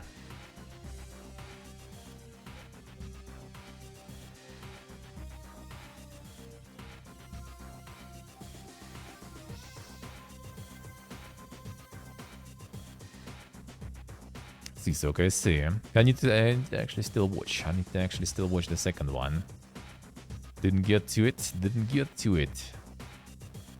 For the game release. Gonna prepare. What the game is worth. Think is that a AAA price goes up, I think creates more of an opportunity to be launching games, more sensibly scoped games, and pricing them at the $40-50 range. And I don't think anyone that played Expedition 33 would think they didn't get their money's worth out of that. When we announced pricing at 50, we did exactly have a little of a backlash online. People fearing it would be 12-hour long game with unfinished content that was suspicious to have a $50 game that was looking like this in the trailers. And in the end, we stuck with the price, doubled down on it, and we provided some context about the fact that it wasn't a AAA. In the end, it was a win-win situation because it was a way to attract more players towards the game, have a good player satisfaction about their buying decision, and it could actually end up doing more sales. So maybe players' perception can change a bit about that kind of price point.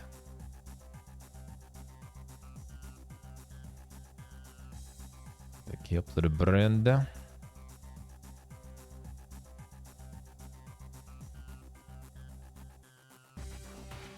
Yeah, they got the PVKK also too. The publisher, right? Valve's core team was actually 84 for Half-Life 2. And the fucked chicken. Grok, is that true? Is that true, Grok? Cyberpunk 2077 Phantom Liberty surpasses 10 million copies. That's just a DLC, man. It's just a DLC. Essentially. Just the DLC selling for 10 million copies there.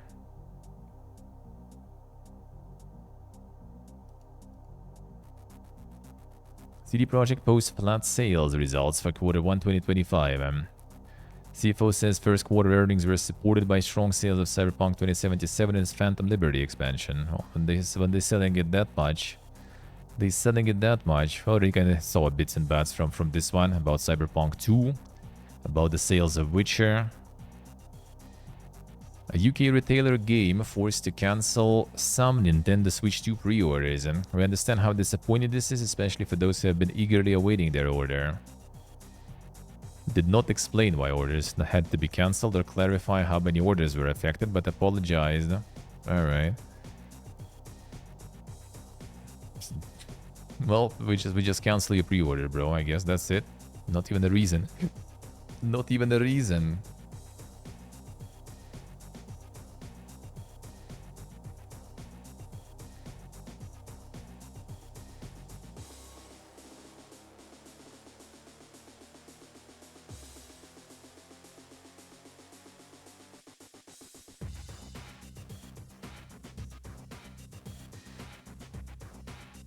Was it Onions one, Johnny? Yeah, I don't think he ever was like really flexing that it's like some sort of like one-man thing there.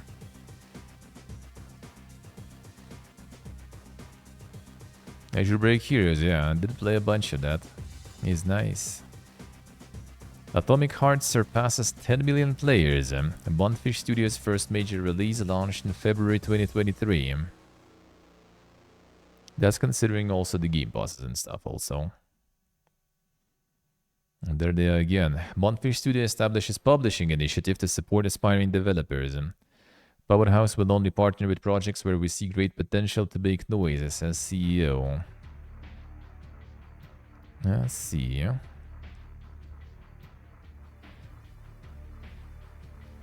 For quite some time, studios and investors have been approaching us seeking support. Decided to make this direction official. Powerhouse will only partner with projects that we see great potential to make noise, not just a handful of indie hits, but the big and bold games that can set a new standard for quality and creative risk. Aspiring developers are encouraged to submit their project to Powerhouse with the pitch presentation, summary of what they're looking for, and the game demo. The demo already too. Fumble with the story at the end, but maybe they did add some more context and stuff with the DLCs. The problem is, like, the open world was kind of dog, honestly, especially with respawning enemies and stuff, right? And yeah, at the end, I guess things got kind of a bit PPG at the very end. Overall, it was nice though. I did still enjoy my time with it, and some like side things that I did also were kind of alright. It wasn't bad. Mortal Kombat 1 content support is finished. Yeah, true. Should be the content. Or the key content. Hearing players' requests for continued game support of Mortal Kombat 1, and while we can continue support Mortal Kombat 1 through balance adjustments and fixes, there will not be additional DLC characters or story chapters released from this point on. Oh yeah, people were probably like, bro, please give us some more like crossover with something. Like, dude, give us like the Minecraft Steve or something, you know, in Mortal Kombat 1. Please, dude, we're gonna pay. Here's my money. Don't think so, man. Rumors of the end of support have been circulating for months. Was originally reported that all future DLCs were cancelled after Combat Pack 2 and the Chaos Reigns expansion sold poorly. Yeah, because when you kind of milk everything you can from the game, like my friend was like grinding like crazy previous Mortal Kombat games to unlock all the skins and stuff. Nowadays, that he said like, dude, I don't even know what to grind for. Like, you just buy everything. You want some like Halloween special fatality? No, I'm not getting that shit for free, bro. You need to buy that stuff, like a fucking fatality for like $10 or something. So he kind of was done with Mortal Kombat 1 very fast. Try to do too much with the story. I mean, they're trying for a while already, though. Half-Life 3 has been designed to be the final chapter, it is claimed. Being developed as the last entry for the franchise. There's already like some rumors that it's like, you know, like pretty much Half-Life 3 is almost there already.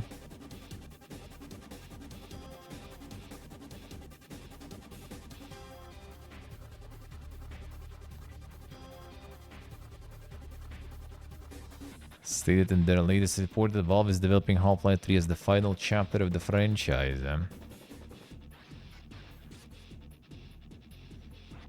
The report from last year stated that HLX or Half-Life 3 has already reached the playtest phase. Oh, it's like last year report? Dude, I can like... Where I heard it, we heard it way sooner. Oh, as early as this month that the game is reportedly playable end-to-end. Yeah, there it is. Source revealed that the game is the furthest it's ever been, and developers are in the process of optimizing and polishing the game. Moreover, it was claimed that it is already content locked, or at least mechanic locked. I haven't even played, so I don't even know. I don't even know. A rematch announces Ronaldinho as game's ambassador. More real-life players announced. I'm actually kind of surprised how big this shit is. Like, are people like that big into foodie? I mean, I guess kinda, but like, the fuck? Like, I thought it's gonna be kind of like, just another kind of, you know, game that will be all the noise for a little bit and then it's gonna be forgotten and stuff. But nope, this is like, everyone's just going ham with this game, looks like, with player numbers and stuff.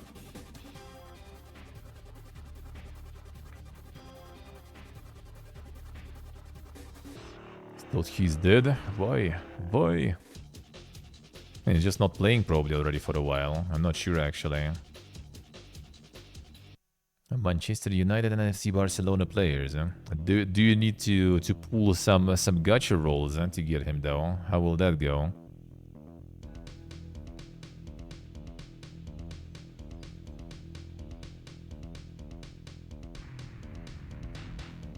Coming to rematch. How do you get that? How do you get them there? I wonder. I wonder.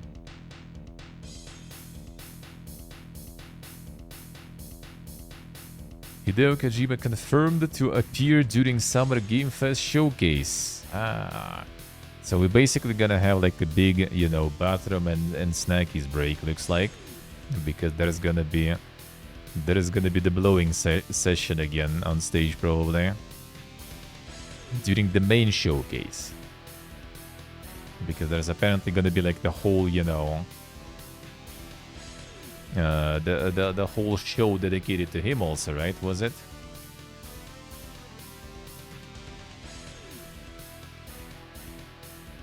Or was it?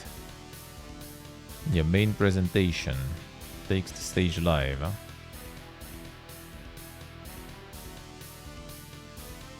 No, on the 8th there's gonna be a separate show also with Geoff and Kajimbo. So they're gonna he's gonna get, you know, like a two for the price of one.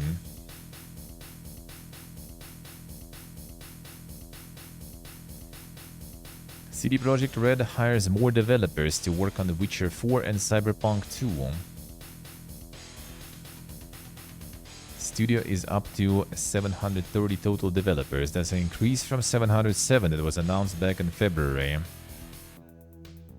You know, not the craziest increase, but I mean, it's going. It's going.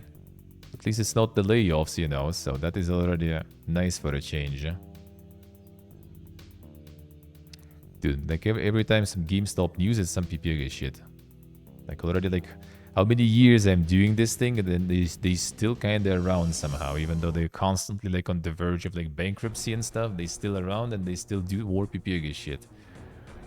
GameStop purchases $500 million worth of Bitcoin. They're gonna be like selling it in the store or something then after, or how does that work?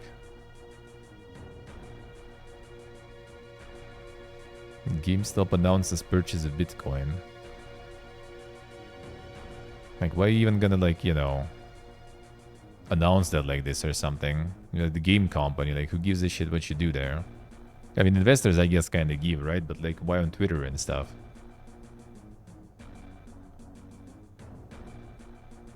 GameStop stock is on the rise too again, apparently. Highest price for 2025.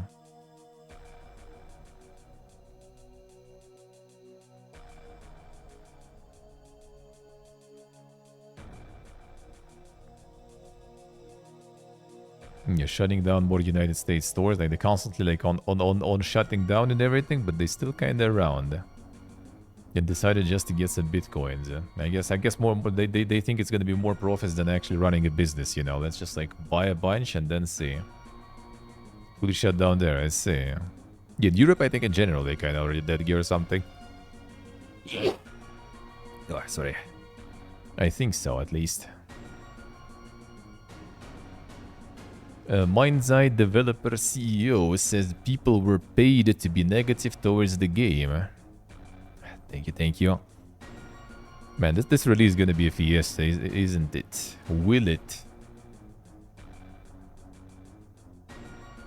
It believes everyone saying negative things about the studio's upcoming game, Mind's Eye, are being paid to do so. Alright, so if I talk shit about it right now, like, they gonna pay me? Like, how much? How much? Can we all get paid, please? I mean, I haven't like tried it. I haven't really looked into it that much, so I guess too early. But you know, like, money's money. You paid $100, Sock? What the fuck? $100 is $100. Do it for free even? Well, for free you need to wait until it's out, you know, to see what it is. The messages posted on the game's Discord server. Gerhard was asked if he thought all the people who reacted negatively were financed by someone. To that, he simply said 100%.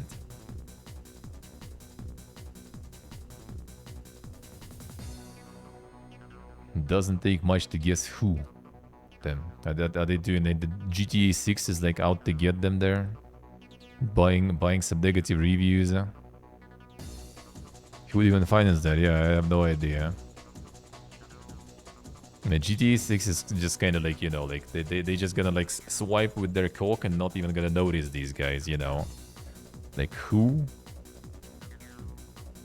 I'm definitely afraid of them, yeah.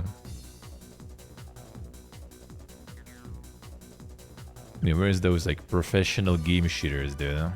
Actually, I guess on Twitter and stuff, there's plenty of those, huh? But like professional ones, you know, on salary. No, not on the Musk coin. A longer message in the matter. Just said that there's a concerted effort by some people that don't want to see Leslie or Bill the Rocket Boy to be successful, that are making concerted effort to trash the game and the studio. Pretty easy to see the bots and the repeated replies to any content that we put out. I mean, bro, like, if you put it on Twitter or something, there's like half the Twitter are bots already at this point, so like, no one paid those bots, they just live there already on their own. And they just farm engagement and stuff, that's it, dude. That's it. Si giudesse. Well, I mean, I guess he implies that like that they all like, I think not all, but like at least the main founders, they are from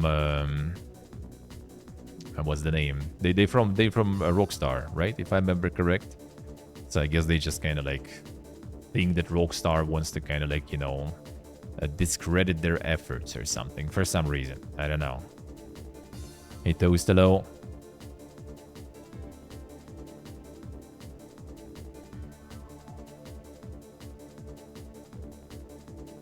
Didn't give any more context to what company he believes is paying for the negative comments. Yeah, with the games director being former Rockstar North president, Appears as though Gerhard is insinuating that Rockstar is behind it all. Yep, not so sure. At least somewhat common thoughts from those who've played, and includes claims of the game being full of bugs, driving feeling stiff, and a general feeling that the game should be delayed.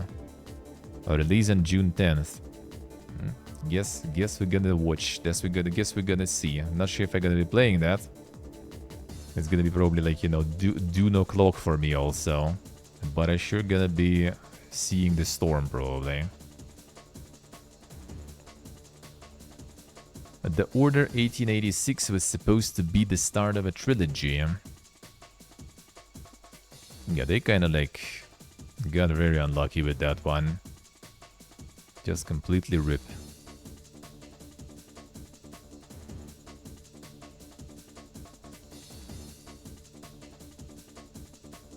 And then it was all kind of rip. Sequel was in early stages of development at the time it was cancelled. It would include the multiplayer, larger fights that included dozens and dozens of enemies.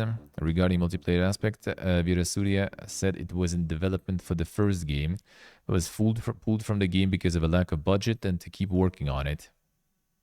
The decision was made to push it to the second game, which didn't end up happening. Should have just made movies, yeah. Redeemed the reputation from 4-hour game, yeah. That one was a bit disappointing. A Last of Us show reportedly leads to increase in The Last of Us Part 2 sales. A resurgence in sales. Saw roughly 2 million in unit sales during Season 2's airing window. Yeah, not bad. That's quite the boost there. PC release took place just before the start of Season 2, according to CMDB, at a peak concurrent user count of 30,000. Data for its performance on PlayStation isn't publicly available.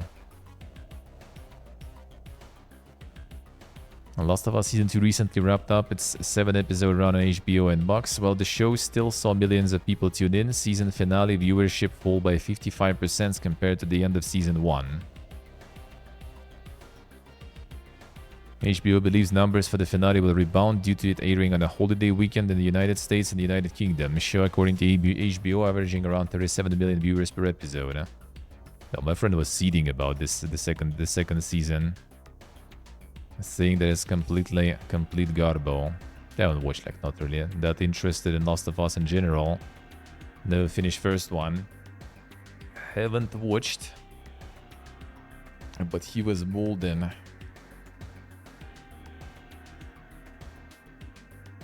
Yeah, 2 million is impressive. I mean, Last of Us probably like was selling like pretty big numbers, but that's still a lot just through the show pretty much airing. I see, Steve, I see.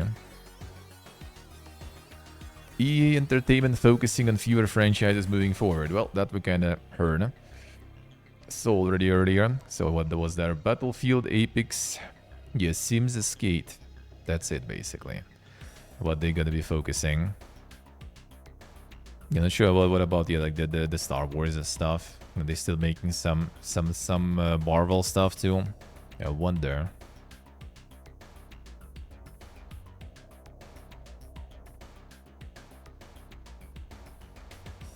Cyberpunk 2077 sequel release is at least 4 to 5 years away.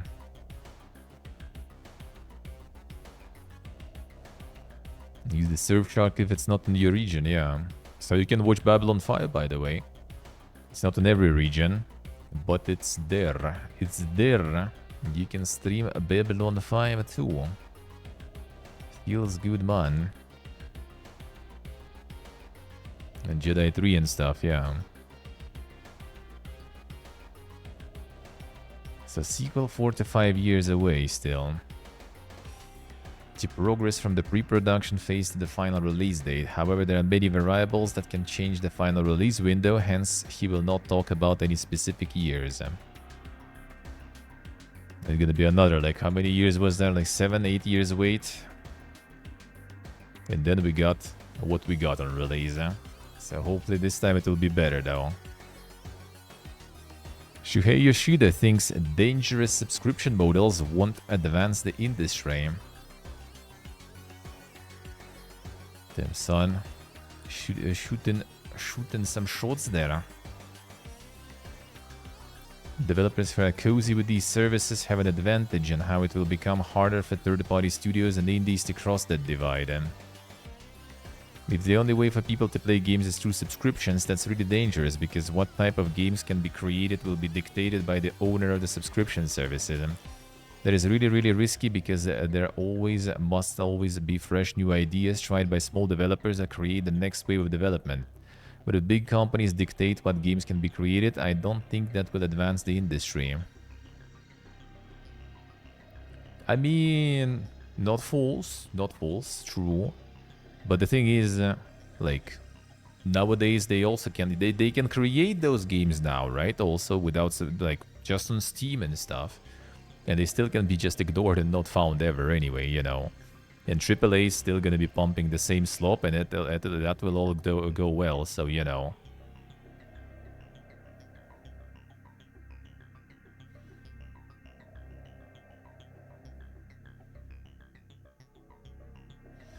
Started some of this shit with PlayStation Plus, I say. And massively increase in the price. Shida acknowledges there is an inherent bias when discussing Game Pass and PlayStation Plus because of his long-time PlayStation association. But he believes PlayStation Plus is healthier because Sony isn't giving away first-party games for free immediately. And that's the thing, like he's talking about, you know, like the small developers, right, with some like new fresh ideas. But what Sony is not giving away for free immediately, it's actually from the big fucking studios, because those are the ones that are important, right?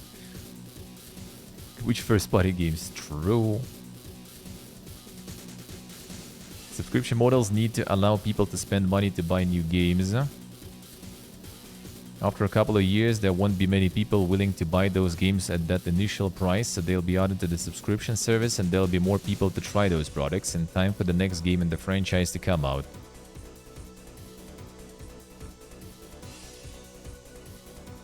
I do kind of like, I don't know, I do like subscriptions, right? Because they basically allow me to avoid those insane fucking prices when, like, I don't get some review copy, for example, right? And I want to play the game, and I don't really want to, you know, spend the insane price. I just can get it on subscription, and I like that opportunity and that option.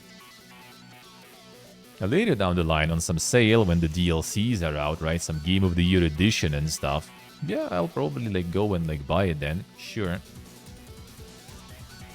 But other than that, I do like the subscriptions. It has a point, sure, because, like, if there will be, like, some subscription services, they will be dictating, you know, somewhat like what they want. Like, games will be made kind of like to fit the subscription service like demands, not demands, but kind of like, you know, like what kind of niche they need to cover, for example. Like, all right, we need like some games like this, so, you know, people have like the variety of different things to pick from our subscription base, so we need like to cover some genres, you know, some types of games there, so we have that covered. So you subscribe and you have like games of all different kinds, and you can pick whatever you want. But I think it's gonna be like that bad though, because like people will still demand some good stuff, right? And you will still need to take some risks, because you still need to kind of like win people over from other subscriptions, right? So you still need some sort of content that will be interesting, that will be new, fresh and stuff. You still will kind of need that no matter what. And I don't think it's going to be full subscriptions anyway. Like, I don't think so. There's still like plenty of games that you like don't want to have in subscription, right? There's plenty of games you kind of want to be able to replay and stuff. Plenty of games, multiplayer and everything, that you just kind of like tune in, tune out, and you don't want to like keep subscription running all the time, because that shit is also kind of expensive, to be honest, you know.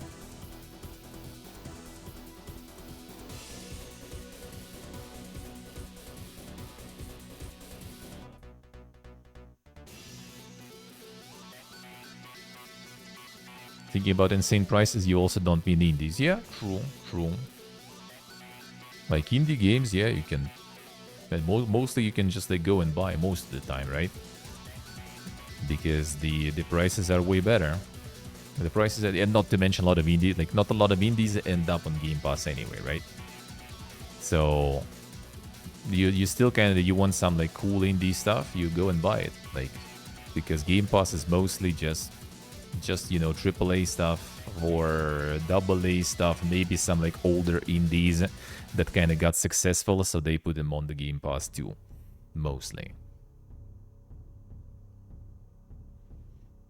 A Respawn dev says morale at an all-time low. Monka is.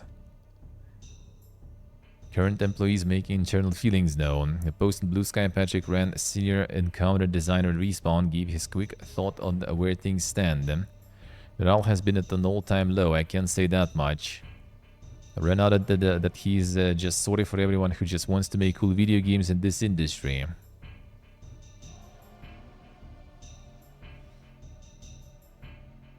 After the Cliffhanger Studios being shut down. Well, that kind of like, they made it sound that, you know, like the morale and like Respawn at an all-time low because everything's like bad, but it's just kind of because, you know, like of the things happening in the industry and because another EA studio was closed, right? I don't think Respawn is at the risk of closure. I mean, it did get some layoffs, but Respawn's still probably not going to be there. Probably.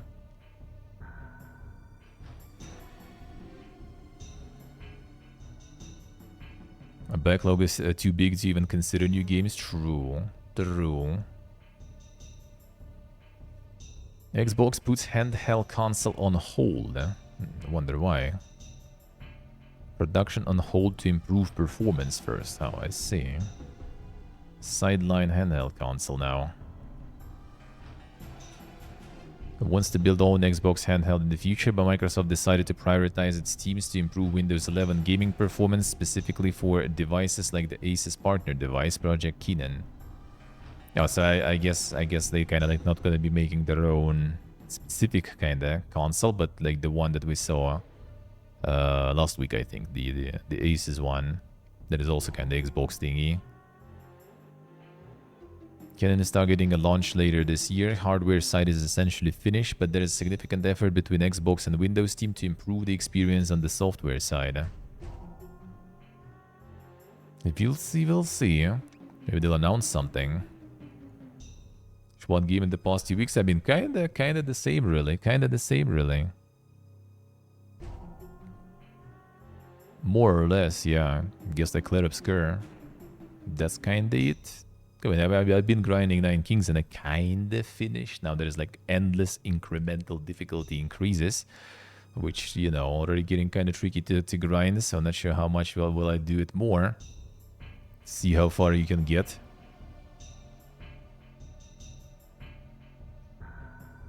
Anything besides Steam Deck and Switch 2?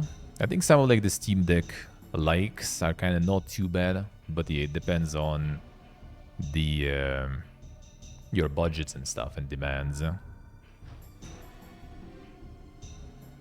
EA's 3-game deal with Marvel remains strong despite cancellation of Black Panther game. Yeah, the Iron Man leading the pack. Multi-title long-term collaboration continues.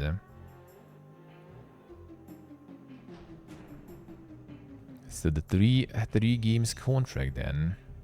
For now on the Iron Man, I wonder, like, now that Black Panther is gone, they will kind of like get something new going, or maybe there's something already going. Halo will have a big announcement later this year, it's claimed.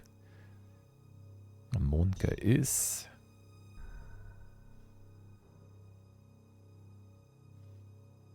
Someone who attended recent Dallas Open who allegedly spoke to a current Halo Studios developer. Allegedly, Halo Studios developer said Halo Studios has a big announcement at the Halo World Championship in late October. And before like a new map or something, you know.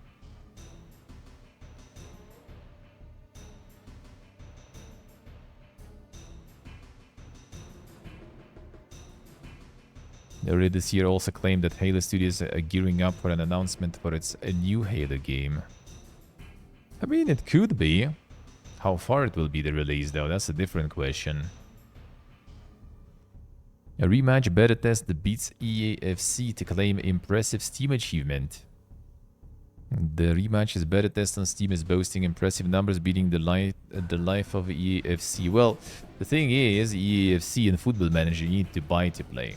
And the beta, I guess you can just go and play. So, you know, kind of like... probably not very comparable. 72-hour beta test boasts all-time peak player count on Steam at almost 160,000. Second highest all-time total of any soccer game on the platform, behind only Football Manager 2020, 190,000. Holy shit, that many people wanted to play fucking Football Manager? What the fuck? A beta test giving players one final opportunity to try out the game for free before release, along with allowing developers to test servers, train, and squash any bugs. Yeah, I don't know, like, apparently it's kind of hyped, I don't know. I don't know. A year in front for the XL, yeah, more even than the actually, yeah. EAFC.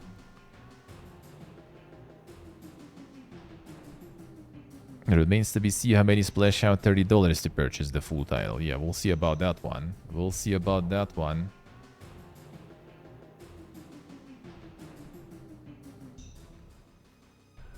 No si sente sì. Yeah, apparently a lot of people are actually kind of excited. Like, I don't really care about the foodie stuff, but I mean, why not? People like it, why not? If they're not gonna do some sort of like predatory, you know, monetization and stuff there, like, all power to them. Show that FIFA, show that EFC how it's done properly. Assassin's Creed statue makers hint at Assassin's Creed Black Flag remake. Which, I mean, there's more and more. There's already, like, I think it was, like, almost confirmed already, right? That it's in the works or something. Just, you know. Gotta wait until it's done, I guess. Whenever it's done. I want to touch on this one. Wait, what do you mean? What do you mean I want to touch on this one?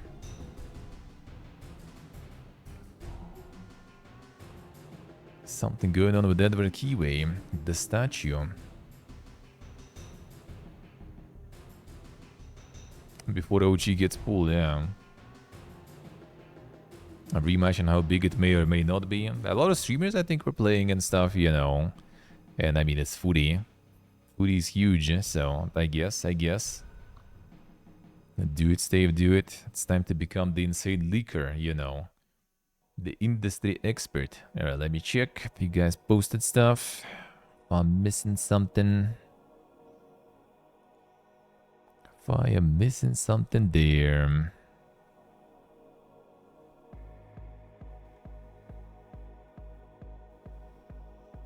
That stuff. That I think was pretty much last week, wasn't it? Yeah, this one was last week, alright. Yeah, I guess we have this one. Everyone's favorite news, huh?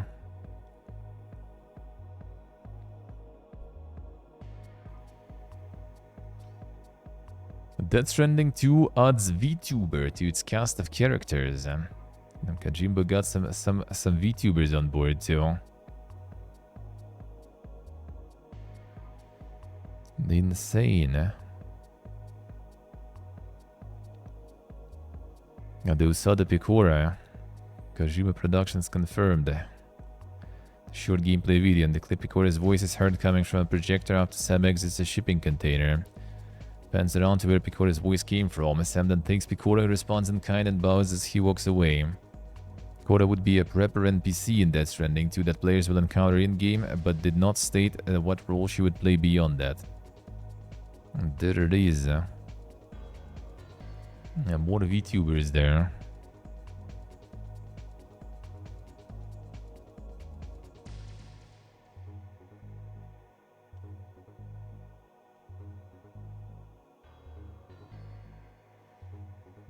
Got a whole bunch of people there. Hey Zebra. Fathomably confusing. It's gonna be just kind of like, you know, like But like when people go like, oh man, I hate when there's like content creators in game, they're voice acting someone or something. Now Kojimbo just gonna like shove in, like a whole bunch of like celebrities, bloggers, like everyone.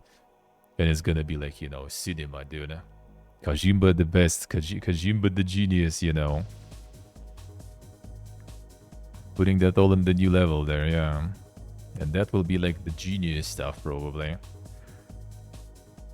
I guess that it's still shit. Yeah, well, I mean, that says you. Everyone else probably gonna be going like, pogging about it or something. Already did that in one, I see. Inviting everyone he's friends with. Well, apparently there was even more people who wanted to join. He couldn't even accommodate everyone. He's that popular now, That popular now.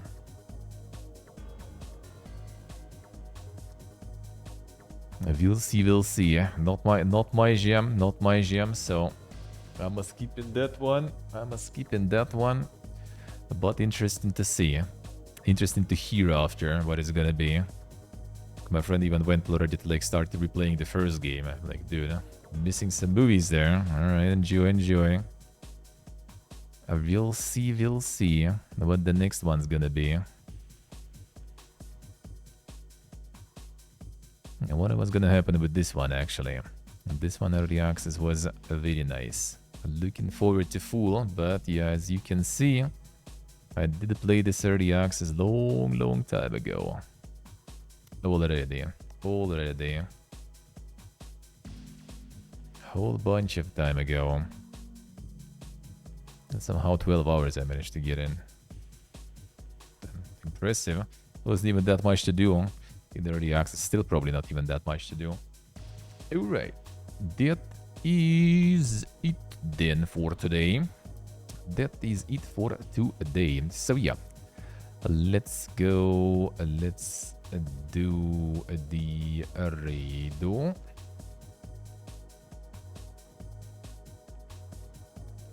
Whoop. There we go. So yeah, I will be back tomorrow.